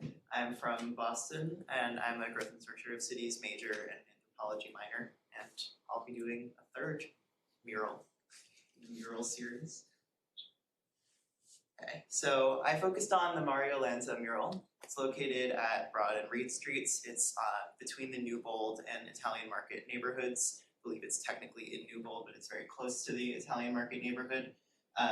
Just wanted to give you all a chance to look at this mural. I think the thing that fascinated me about this mural as I continued on through this project was the fact that like Mario Lanza, I'll get to his biography and tell you all more about him in a second, but he's a famous tenor opera singer. And I think what strikes you about this mural is that like there's no auditory element to this mural, but it's so clearly like shows his emotion and his power even without like having what he is most known for in it. And I think that there's a lot of elements that really exhibit him even without what that piece is. So it does stretch. There's some of the mural. You can see this little curtain. It stretches throughout the mural. On the other side, you can see, if you look on the website, I talk a little more about that curtain and more of like the credits on the other side, but this is the main piece of the mural that shows Lanza in front of an audience. And yeah. So continuing on, who is Mario Lanza? So he was born as Alfredo Freddy Arnold Cocoza in 1921 in Philadelphia, which is why he's important, and there's a mural dedicated to him here. He was addicted to opera recordings, but first he studied violin. And then later, as he was a teenager, his mother finally was like, okay, he can sing, he can do opera, and that shifted him towards that environment, and they recognized his talent. And he was encouraged by a composer Sergei Kosovitsky, who saw him perform and was like, you need to go be on a bigger stage, and invited him to perform at Tanglewood, which is a big festival in Western Massachusetts, I believe. And he, from there, exploded into fame. He then changed his name to Mario Lanza. It was after his mother's first and maiden names, Maria Lanza. So it was in homage to his mom. And then he exploded into fame on the opera stage and in movies. And then he died of heart failure, heart attack at age 38, unfortunately.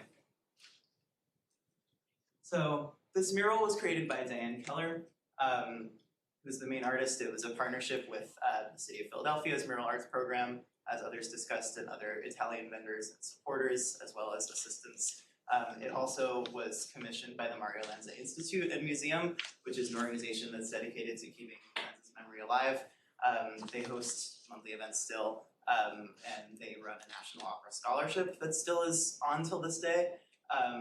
And one thing I wanted to like think about going about this was that like Mario Lanza, I didn't know much about him at all before this project. I chose to do this project. I was just motivated, and when we read about him in one of our texts, and I had been by this mural before, and I was like, this looks interesting. Who is this guy? And I love to sing. I'm in an a cappella group.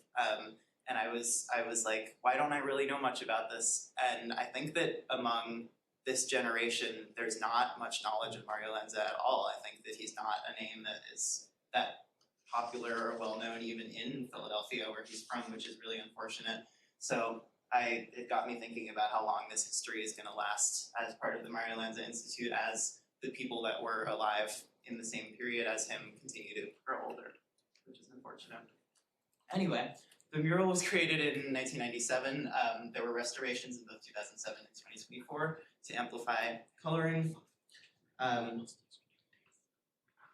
So I wanted to bring up a few other things to consider beyond that. So on our Beyond the Bell tour, which a bunch of people have already mentioned, our tour guide, Rebecca, brought up Frank Rizzo, who is a controversial mayor of Philadelphia from 1972 to 1980.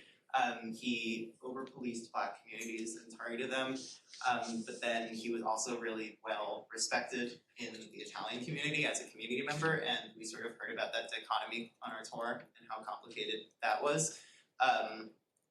And I wanted to bring this up because Diane Keller is the same muralist who created the Frank Rizzo mural, that mural was eventually removed in 2020 in the wake of George Floyd. So I think it's really fascinating to think about how one muralist can have such different murals. Lanza's not without his own controversies. He's been discussed to have some mafia associations, anger and like drinking issues, and like failures to pay taxes, but obviously this mural is still standing. It's a very different environment, and I think that Frank, just being aware of the fact that this is the same muralist as the one who created the Frank Rizzo mural, which is a lot more complicated and complex histories, is important to acknowledge. But nonetheless, Lanza remains important and really valuable to the Italian legacy, especially in Philadelphia, and to Italian Americans in Italian Philadelphia. Thank you.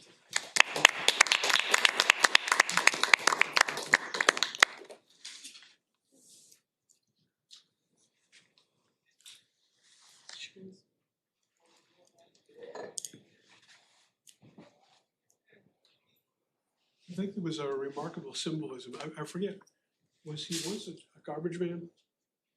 Once collected the trash for this? Well, at least that's a story that I'd heard. And for him to rise from that for Hollywood, you know, it was an incredible ascension. And that, you know, Frank Sinatra had a similar rise around the same time. You know, these were kind of heroes to the local community. I know his rise was very, I don't know if I've heard that story, but that would make sense. His rise was pretty dramatic and like abrupt. Like he went from not being directly involved in opera for a bit, although it's still having the talent, to then being selected sort of, and then he sort of appeared, and I think one thing that was remarkable, I while I worked on this project, I would always like turn on Spotify of like Mario Lanza greatest hits and just have it on in the background to like help me work on it. And I think one thing that struck me was just how effortless he makes everything sound. Like his voice is just so like, it's natural, and like I was trying to like match some of the notes he's saying, and I was like, I can hit the notes, but he makes it sound so like insanely like natural. Like he's not putting any effort in when he sings, which is remarkable.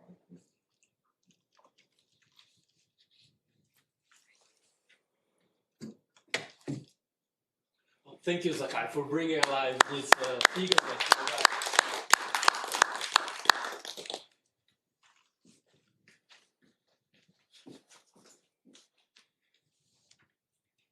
Hello, everyone. Thank you so much for coming. I really appreciate it. I know we've spent a lot of time learning about all these different places in Philadelphia and their Italian connections. And this one kind of brings it back to the old city and the Italian influences on the city. So for my final project in Philadelphia, the global city, I selected Sarah Drexel Fell's Van Resslinger's, I know it's a lot of names, house. That was built in 1889. It's located at 1801 Walnut Street.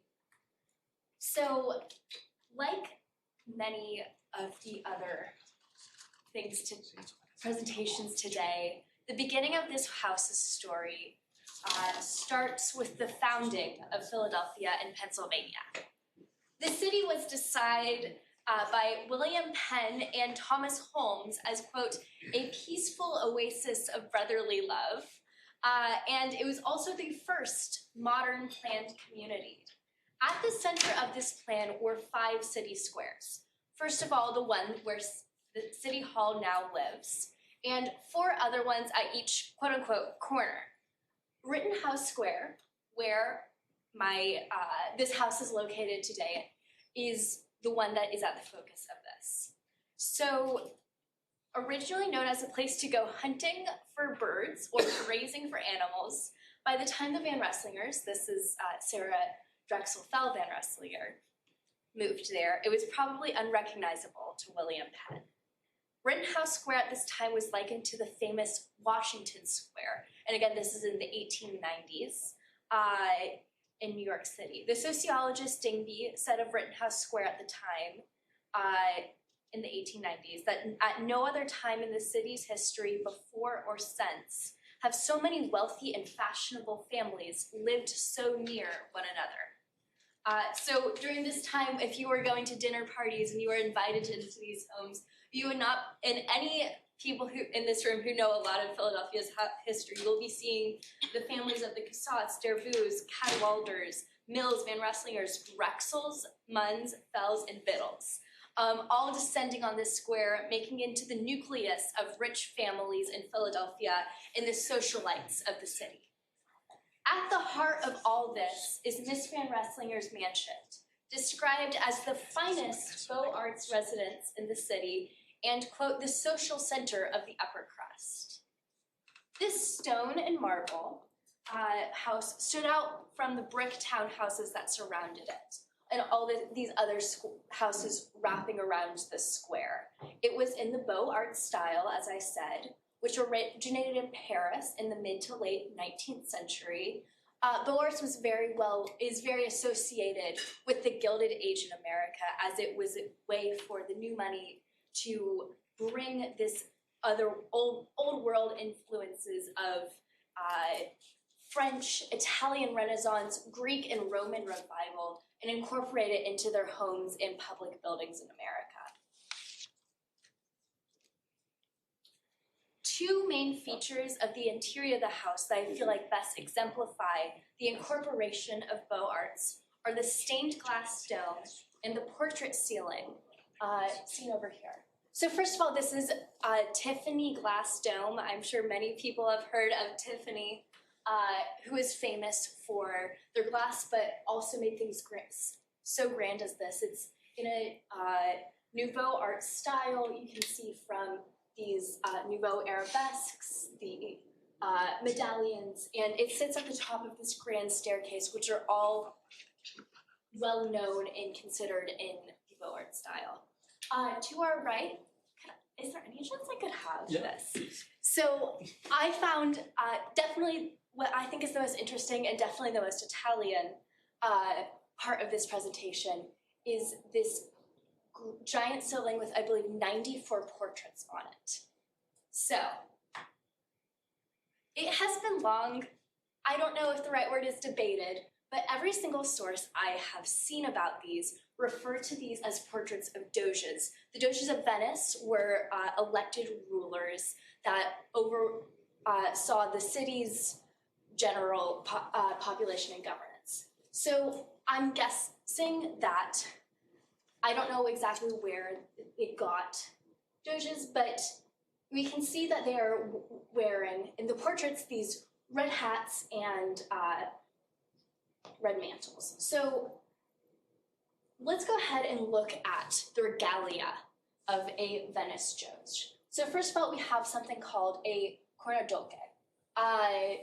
I'm sure I'm not pronouncing that correctly, but there's usually two main distinguishing features that I'm going to point out.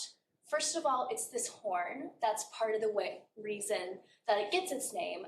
It's very inherent to the design. And second of all, it has a brim that does not go past the ears, as we can see both in this one and the portrait. So looking back at the portraits, I noticed that we aren't really noticing anything that would really line up between these two. For example, there's the white trim, whereas there's usually gold trim on other, and it goes down above the ears. And I don't know if I have any gray, but you don't really see any of these very iconic horns. So I instead propose that these are popes in Comoros? So this was originated in around the 12th century, and by the 1460s, it had become a symbol only worn by popes. It is these hats that are lined with white fur trim, and here we see two different popes, Pope Julius II and Pope Urban VIII in this. And again, we see that they go down the ear. I think as also with the priestly collars and the Lazaretto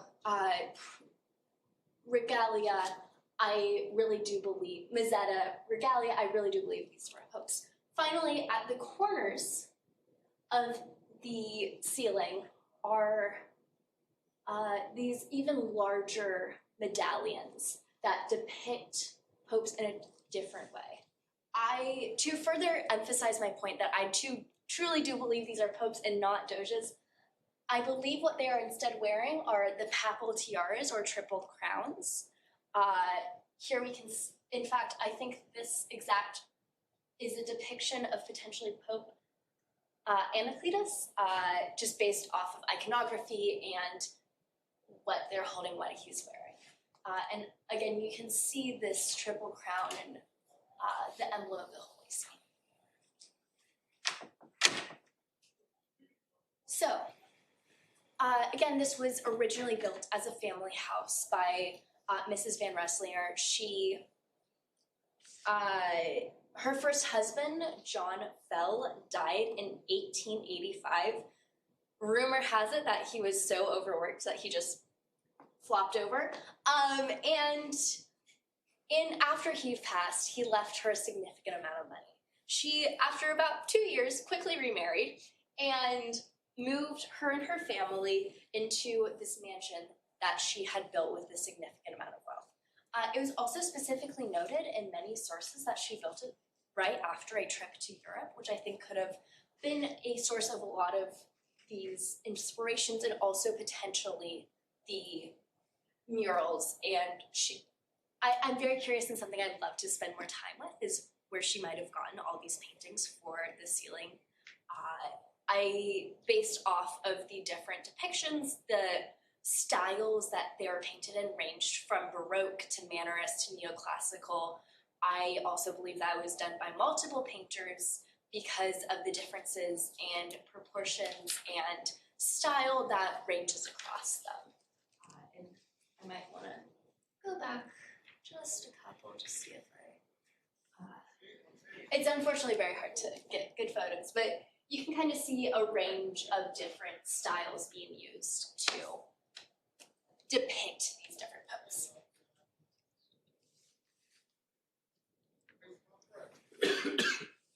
There we go. So in 1829, when her passed, she left. She still had her husband and 4 kids left.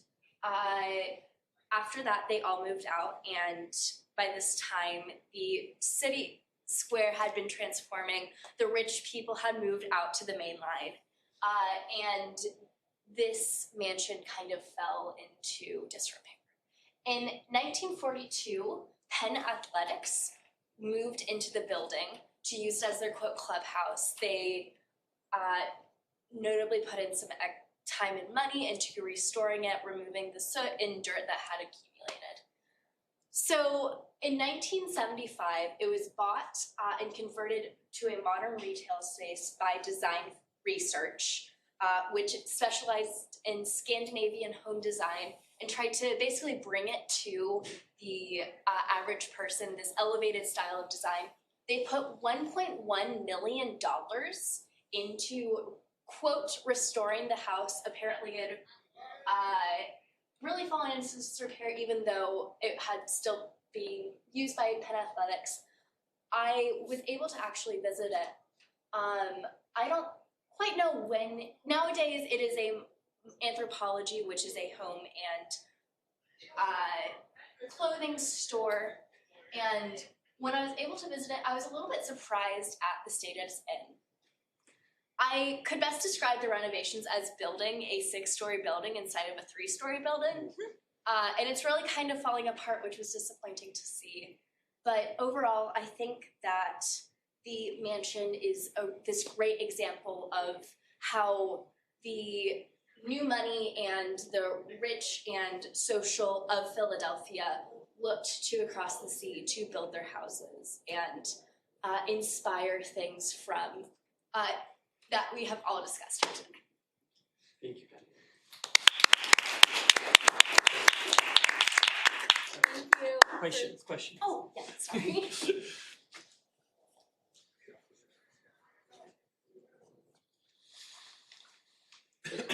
Again, more than a question, a comment. As a European, as an Italian, I was searching for a place to live in Philadelphia. So I came in when I knew that I would be the Consul General here. I came for half a day in May, which was short, but long enough to pay a few visits. And I saw 3 or 4 apartments. And then I walked to Ruthanna Square, and I didn't even think, I felt that that was the place for me. And this is nothing to do with being from this old, whatever, rich tradition. Is more about the feeling of being historic, somehow European in style. Yeah. And I think your presentation of that building, which I now know very well, the corner there, it's a proof of that tradition being kept. So thank you for your presentation. I will be going inside now that I know that there is this treasure.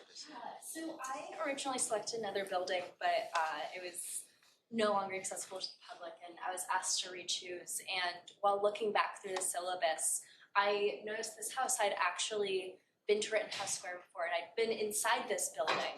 And I remember specifically what led me inside it was I was in Rittenhouse Square just walking around, and I saw this building and just something like magnetic about it. The beauty of the carvings,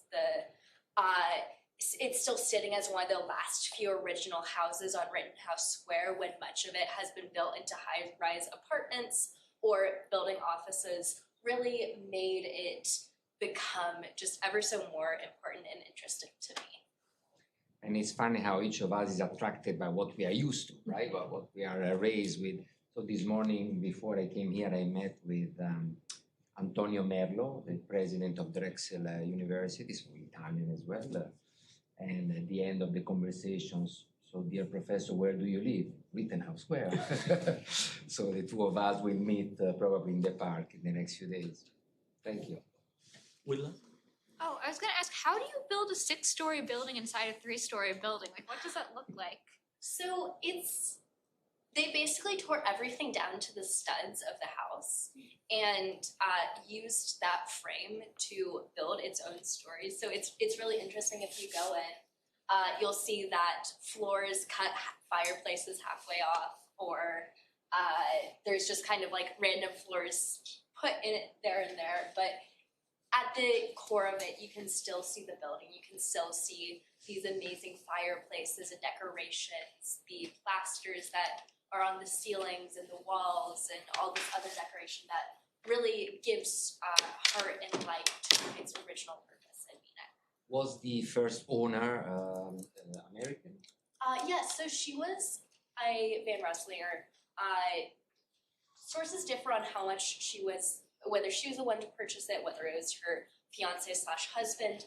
But interestingly, she was from the Drexel family, which did not seem to have really many Italian connections or Catholic connections, which also made the inclusion of a bunch of popes on a ceiling very interesting to me. Yeah, it's a remarkable emulation of an Italian palazzo, right? 16th century Italian palazzo. And you're right to pick up on the popes. I mean, the famous painting of Leo X by Titian has exactly that cap. But it's interesting, if you look at that building, it doesn't look like many buildings in Philadelphia. It's very careful. There are elements from the Cancelleria, other standard things, but what had been the expression of Philadelphia's wealthy people had been very idiosyncratic. You think of Frankfurters, you think of Willis Hale. There's a Frankfurters building almost diametrically south of it at the corner of the southwest corner, of the southeast corner of Nico Square. Very idiosyncratic, Gothic revival gone nuts. This is really careful, and you see the two bows? What do you usually think of buildings that have bows? Well, are you talking about the bowed exterior? Or? Yeah. So I personally trace that back to Baroque influences with the undulating exterior seen on a lot. Baroque influences with the undulating exterior pointing back to a couple of Baroque churches and cathedrals in Italy. Yeah, that's very art historical, but actually this is Boston. Oh, interesting. The bay fronts, the bow fronts of Boston. And the national upper class, this is a Boston architect, Peabody and Stearns, really famous guys. And the national upper class kind of basked in old Boston imagery. It's remarkable how much that was a prevalent form, and those bay windows, bow windows, are really remarkable. The families that had the great palazzi in Florence and in Rome, they were looked at sometimes as merchant princes. It wasn't so much people who were born to great inherited wealth, so much as merchants who made up the society. And they would reflect their leadership by being very visible architecturally. And, after, marrying one guy who was extremely wealthy and then another guy who was extremely wealthy, and having born to a family that was extremely wealthy, this is kind of projecting a kind of restraint versus invention for Philadelphia's upper class. There's so many elements to this exterior and interior, and I was so impressed by how well they work together. It never feels over the top. You stand there and it feels grand. There's that raised upper floor, which were, I believe, typical to this style and this level of house and wealth. I still never felt like it was garish or overwhelming. And overall, just a very balanced house. It's very interesting to learn about that Boston connection. I did not connect that, and I was specifically thinking of Baroque churches Next time again. you go to Boston, look at the Boston Public Library. Okay, yes. That was exactly the language it speaks. Thank you,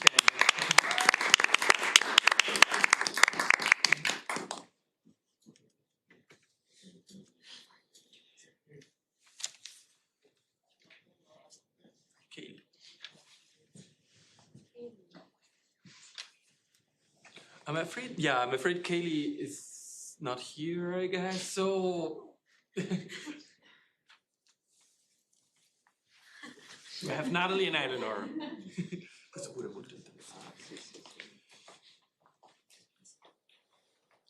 Hi, I'm Natalie. I am a art history major senior, museum studies minor, and I'm originally from Rochester, New York. And then I'm Eleanor. I'm a double major in classical studies and classical and Near Eastern archaeology. And I'm a junior, and I am from all over, but currently the Hudson Valley in New York. I think what really drove us to talk about the Fountain of Seahorses, just behind the PMA, actually it's kind of hidden behind the PMA in Fairmount Park, is an interest for me in art history and sculptural influences of specifically Italian port towns, but also just an interest in public monuments that have hidden histories or things that you may stumble across and have no idea what it is influenced by, which I think happens a lot with this specific sculpture. So to kind of give a physical description and overview, it is a white travertine fountain made of original Italian travertine, though some of it has been restored with Turkish travertine later. And it has 3 different large basins with 4 seahorses all around the edge. It's very symmetrical and even, has a lot of classical references, which I'll talk about in the next slide. But it has over its large basin an inscription, La Nazione Italiana, Nazione Americana, nel 150 anno annuale della Dichiarazione Indipendenza, 1776, 1926, not very tempted right now, to the American nation upon the sesquicentennial anniversary of the Declaration of Independence. It has a typo in the English translation of independence with a Z instead of what it should be. And it is notably a direct replica of La Fontana dei Cavalli Manini, which was built in Rome's Villa Borghese around 1758. It has a lot of those classical influences, but also like the Baroque style. It was very fanciful at the time. So to talk about a little bit more historical background, it was donated to the city for the Sesquicentennial International Exposition, but it didn't actually arrive in time to be presented there. It arrived 2 years late. And so this replica fountain was made of original stone, and so it was really, really heavy, split into 76 pieces to ship, and it was assembled in 1928 on site by Italian immigrant craftsmen. The original fountain drew, like I was talking about, a huge amount of design and inspiration from iconography related to classical antiquity, that kind of symmetry, distinct proportion, elegance, the grandeur, power of the seahorses and the organization of the basins, but that kind of use of a fantastic monster or a seahorse is very Baroque, very emotive, which you can see in a lot of other fountains in seaport towns, specifically one that I have researched in Carrara. Yeah, so art history references. Over the decades since its unveiling, travertine stone really doesn't work well in the Philadelphia environment, and so it's broken down a huge amount. It's now missing about 75% of its original material, but restoration projects have been successful supplementing it with new travertine from Turkey. It was actually about to be demolished in 1976, but was saved specifically by the Philadelphia chapter of the Sons of Italy, who spared it and helped it kind of be revitalized, though still work has to be constantly done to make sure it can still be used in the summer months. This kind of connection with the Italian immigrant population, which I think is vital for this, the importance of this fountain, even from its originals, being created on site by Italian craftsmen, and furthermore being protected and salvaged by these organizations throughout its history, really kind of talks to the themes we've talked about in this class of Italian immigrants having a huge amount of pride and value in Italian art and original replicas from the home country, but also kind of representation of the trading of culture and information between Italy and the US. It is something that's being brought into the New World as a reminder, but also a reminder of the American ideals that Italian immigrants kind of integrated into their culture in Philadelphia. The power of the seahorses, the power of the classical reference and design, and furthermore, the importance of craftsmanship. and sculpture. But concerning it was created in 1926, the specific government, Mussolini's Italian government that deleted this, there's a lot of further history in that that we want to talk about. I also really want to give thanks to Federico Cesolo, who did an amazing presentation on Italian fascism recently that we used a lot of information for. Yeah, so as far as the cultural connections of this statue, in the early 1920s and also just in the early 20th century of America, American views on fascism is not really reflective of what we kind of see in World War II. Largely the American government and the American public was at the very least turning a blind eye to fascism, but at worst supporting it due to its anti-communist factors. And we really see this kind of intrigue and enamor with Mussolini and kind of this development of Italian fascism, but also this blind eye to fascism was not exclusive to Italy. We also see America kind of pushing to sign non-intervention agreements when the Spanish Civil War breaks out, which is a war on fascism. So we overall see America kind of viewing fascism as this non-issue. And the first fascist event was held in Philadelphia as early as November 11th, 1922. And fascism and the draw of kind of supporting Italian fascism kind of can be rooted to the mistreatment Italian communities were got in America as immigrants. As Willa mentions, Italians were super mistrusted, and that kind of led to a mistreatment. And this kind of leads to an idealized nationalism of the homeland. And then Mussolini himself was a showman, and he was careful to associate himself with this idea of youth and strength when presented in front of the camera.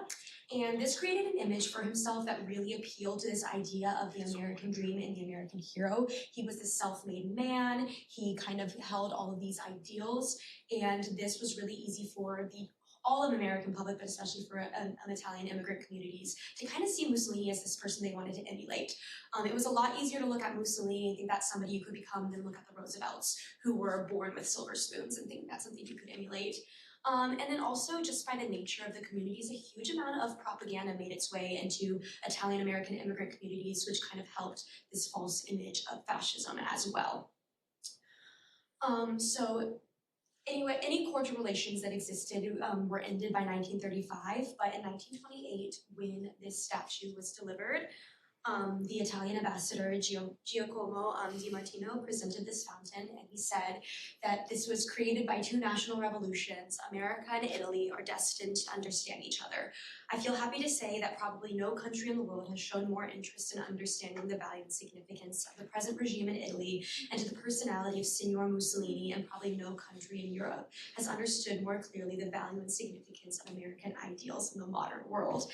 And this is quite a statement to be giving when horrible things were already happening in Italy at this time. Mussolini was very much contributing to the rise of fascism, the rise of the Nazi Party, and everything. But as we kind of stated earlier, America was turning a blind eye. So while this quote is very important to understanding what the gifting of this foundation kind of symbolized, I do think it's also important to kind of look at it with nuance and criticism.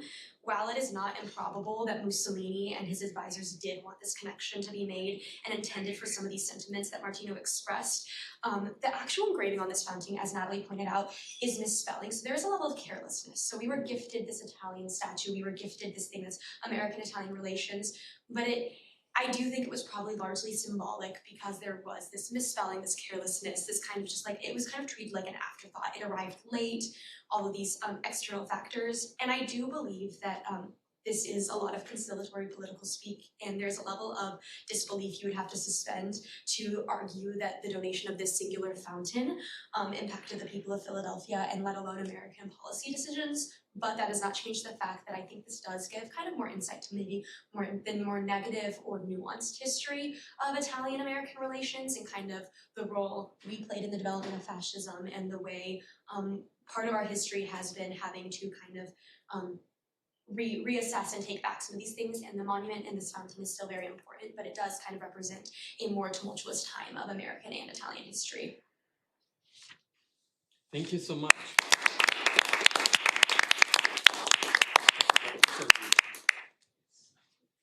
Any questions? No? 2 questions. One of them is, do you know much about necessarily the process that went into, on the Italian side, sending it over, selecting it, and then second of all, do you think they deserve to be called seahorses? The seahorse is a great question because we were joking about this, but Unfortunately, because of the nature we were talking about, this carelessness we see with the Italian government, we don't really have any record or information on how or why they chose it. I think, and from an art historic perspective, of course, when you're talking about power and the influence of the Italian nation and the strength that Mussolini was trying to project at that point, this kind of fountain is a pretty good representation of that, especially for a sesquicentennial exhibition. But it arrived late, and it seemed like something maybe of an afterthought, but without actual recorded information. I looked through a couple of Italian sources on this, but there isn't a huge amount on even the original fountain in Italy. So maybe further research could be done to figure out exactly why. But yeah. And we do know that this was specifically a carved fountain. This is not a casting, this is not plaster. So that would have gone into like kind of the process on the Italian side. And also it was shipped in 76 pieces. So there was also the level of having to build it, take it apart, ship it. But that's kind of the extent of the information we have. It's a really long process. So, and I think there are seahorses.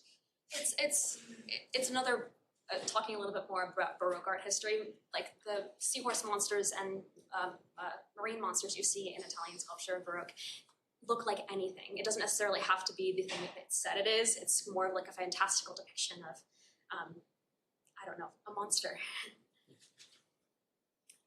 Do you know anything about the process of assembling? Like, did they specifically select Italian-American craftsmen to reassemble it, or were there just that many Italian-American craftsmen that, like, happened? Were unions perhaps involved?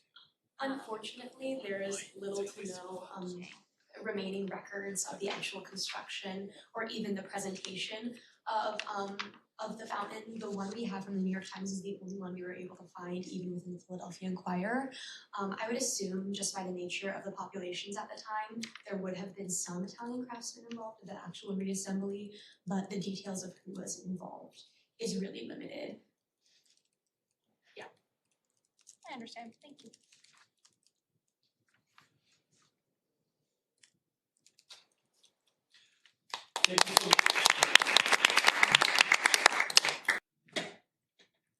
So I'm presenting on William H. Gray, the 3rd 30th Street Station.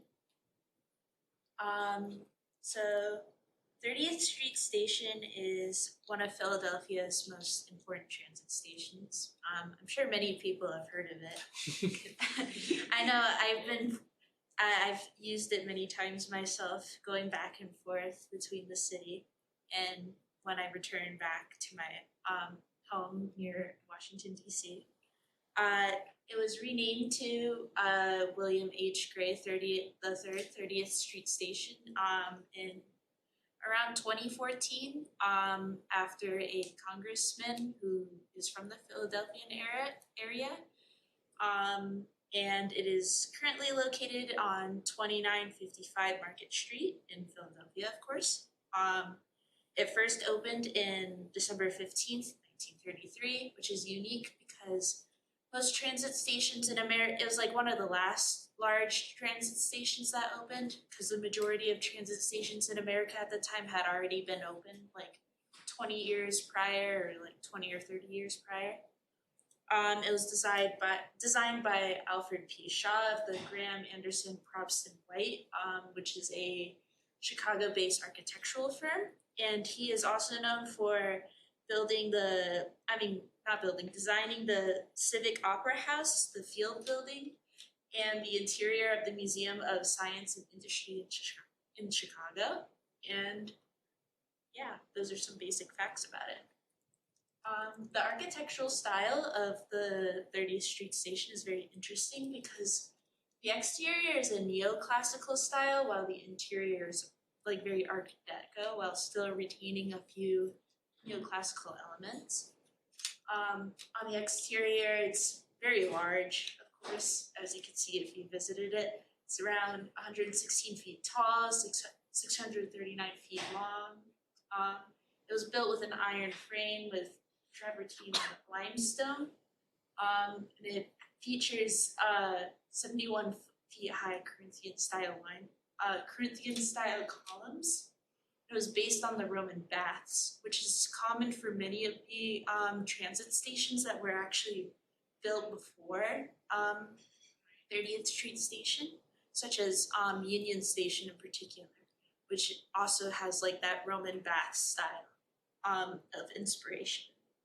And the interior, which is like featured in this postcard that was like made between like when it was first opened in like the 1930s or like mid 40s, is it also has like the main concourse has a ceiling height of like 95 feet, like features fluted columns and gilded capitals. It has like a flat coffered ceiling in red, cream, and gold. There's marble flooring and large rectangular windows. So everything's like, it's a lot more, it has that like classic like geometric style of that's like common in Art Deco. It's very colorful, which kind of contrasts against like the kind of, I wouldn't say like, it's kind of like a cold, like imposing exterior. Like I would say it's very stark, like when you compare the exterior to the interior, it feels like very warm inside. Like you see all the light streaming on the windows with the light reflecting off of the flooring, while the outside it kind of has this like feeling of great importance. Like you see this massive building basically. As for why it was built, in 1924, the Pennsylvania Improvements Project was created as a formal agreement between the city of Philadelphia and the Pennsylvania Railroad Company. And Graham, Anderson, Probst, and White were hired as the head architects by the Pennsylvania Railroad. And this project was like a general beautification project, but it was mainly to like ease congestion in Center City, Philadelphia, and to like update the infrastructure of the train cars, because a lot of them were very old, needed like desperate upgrades. And in particular, Broad Street Station was like very damaged by a fire 2 years prior. And Broad Street ended up being replaced both by Suburban Station, which was built in 1930, and also 30th Street Station. So there's like two different stations that replaced Broad Street. But I think Broad Street ended up still existing for a while, even after 30th Street became built, because during the war, there was just so much traffic that was happening that it needed to stay open. So eventually it did close, I think, around the 1950s. But as for what message it wants to send, the exterior being based on the Roman baths points to the desire to show like 30th Street Station as and like by extension Philadelphia as a social hub for all, as the Roman baths were also like seen, they were a place where people in Roman society of all social classes could come together and like bathe in this public space. But it wasn't just like a bathing house, it was also a place to like discuss your business plans and to socialize with other people. So while of course you're not bathing at 30th Street Station, it's they also do want you, they have this idea that they want people to come see it as like a cultural icon, because they have all this art here and they have it as such a monumental building. Like one of the artworks here is called it's called the Pennsylvania Railroad War Memorial, to honor the Pennsylvania Railroad workers that died in World War II.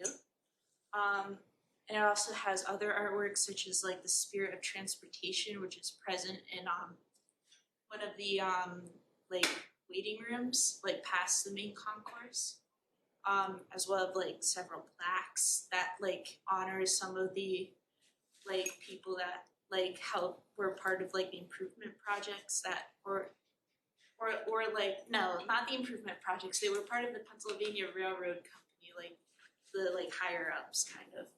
But in addition, the monumental scale evokes like feelings of metropolitan arrival. Like once you arrive to the station, you feel like, oh, I'm in the city now. This is like the symbolic entrance of Philadelphia. I'm here now in Philadelphia. It's like, it's supposed to be like a welcoming feeling. And it's also just obviously important infrastructure. It's one of the, I think it's like the third most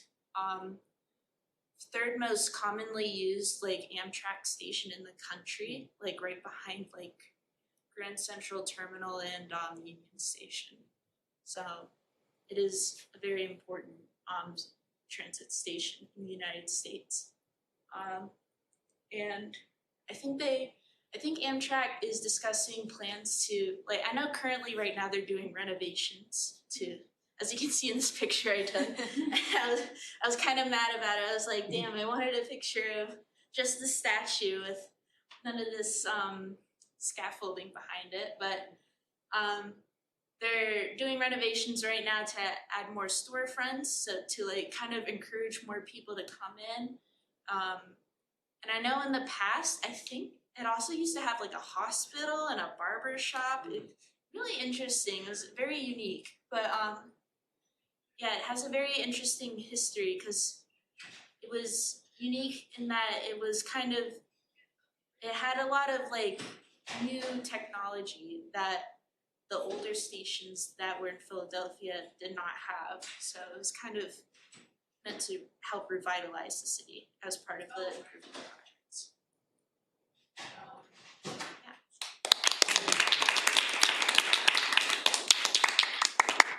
Question for Georgia? Not a question, but I really feel what you said about feeling like in Philly when you go to this station. For me, it's one of my favorites in the world so far.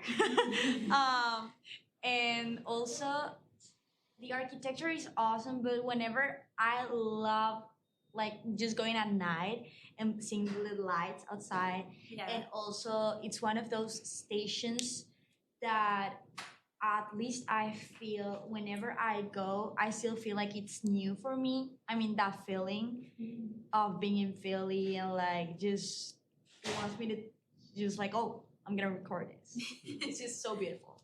I just want to say that I relate to that feeling. Yeah, I feel like I've gained more of an appreciation for 30th Street now. Yeah. Do you know how the sculptures interior and exterior were commissioned and or by who? Was it by the city government in general or a specific patron? I believe it was the city government. I'm not completely sure. I have to double check on that. I know for the first one was a war memorial, and that was made in I think that was like late 1800. Let me see. Sorry, I wrote it down somewhere. But the other, no, that was I mixed it up with the other one. The Spirit of Transportation was like late 1800s. The other war memorial was like obviously after the World War II. You know what I mean? Sorry. Thank you. Any other comments or questions?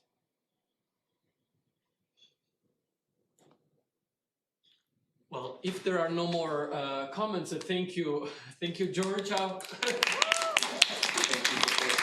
Very quickly, I'm so sorry that I have to leave, and apologies for those who have to present the last presentation, but I really learned a lot. I want to thank you all, and I want to leave you with some food for thought.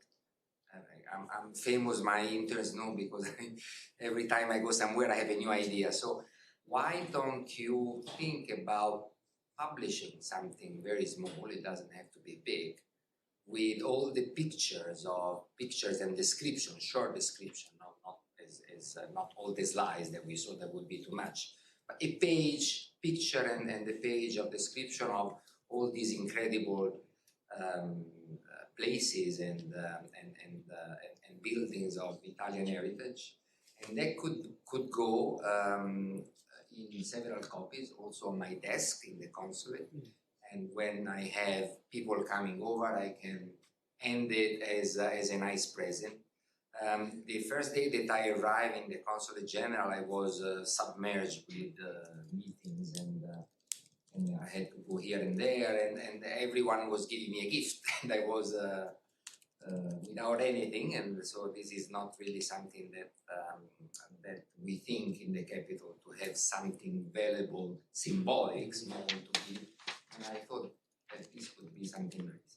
And if we take pictures all together, you are gonna be also in the book, so I'm really So this is the end of our 3 hours long final symposium. Thank you so much, really, to everyone. I learned so much from your projects, and this is beyond what I dreamt for when I designed this course. So let's have a big round of applause for each of you for your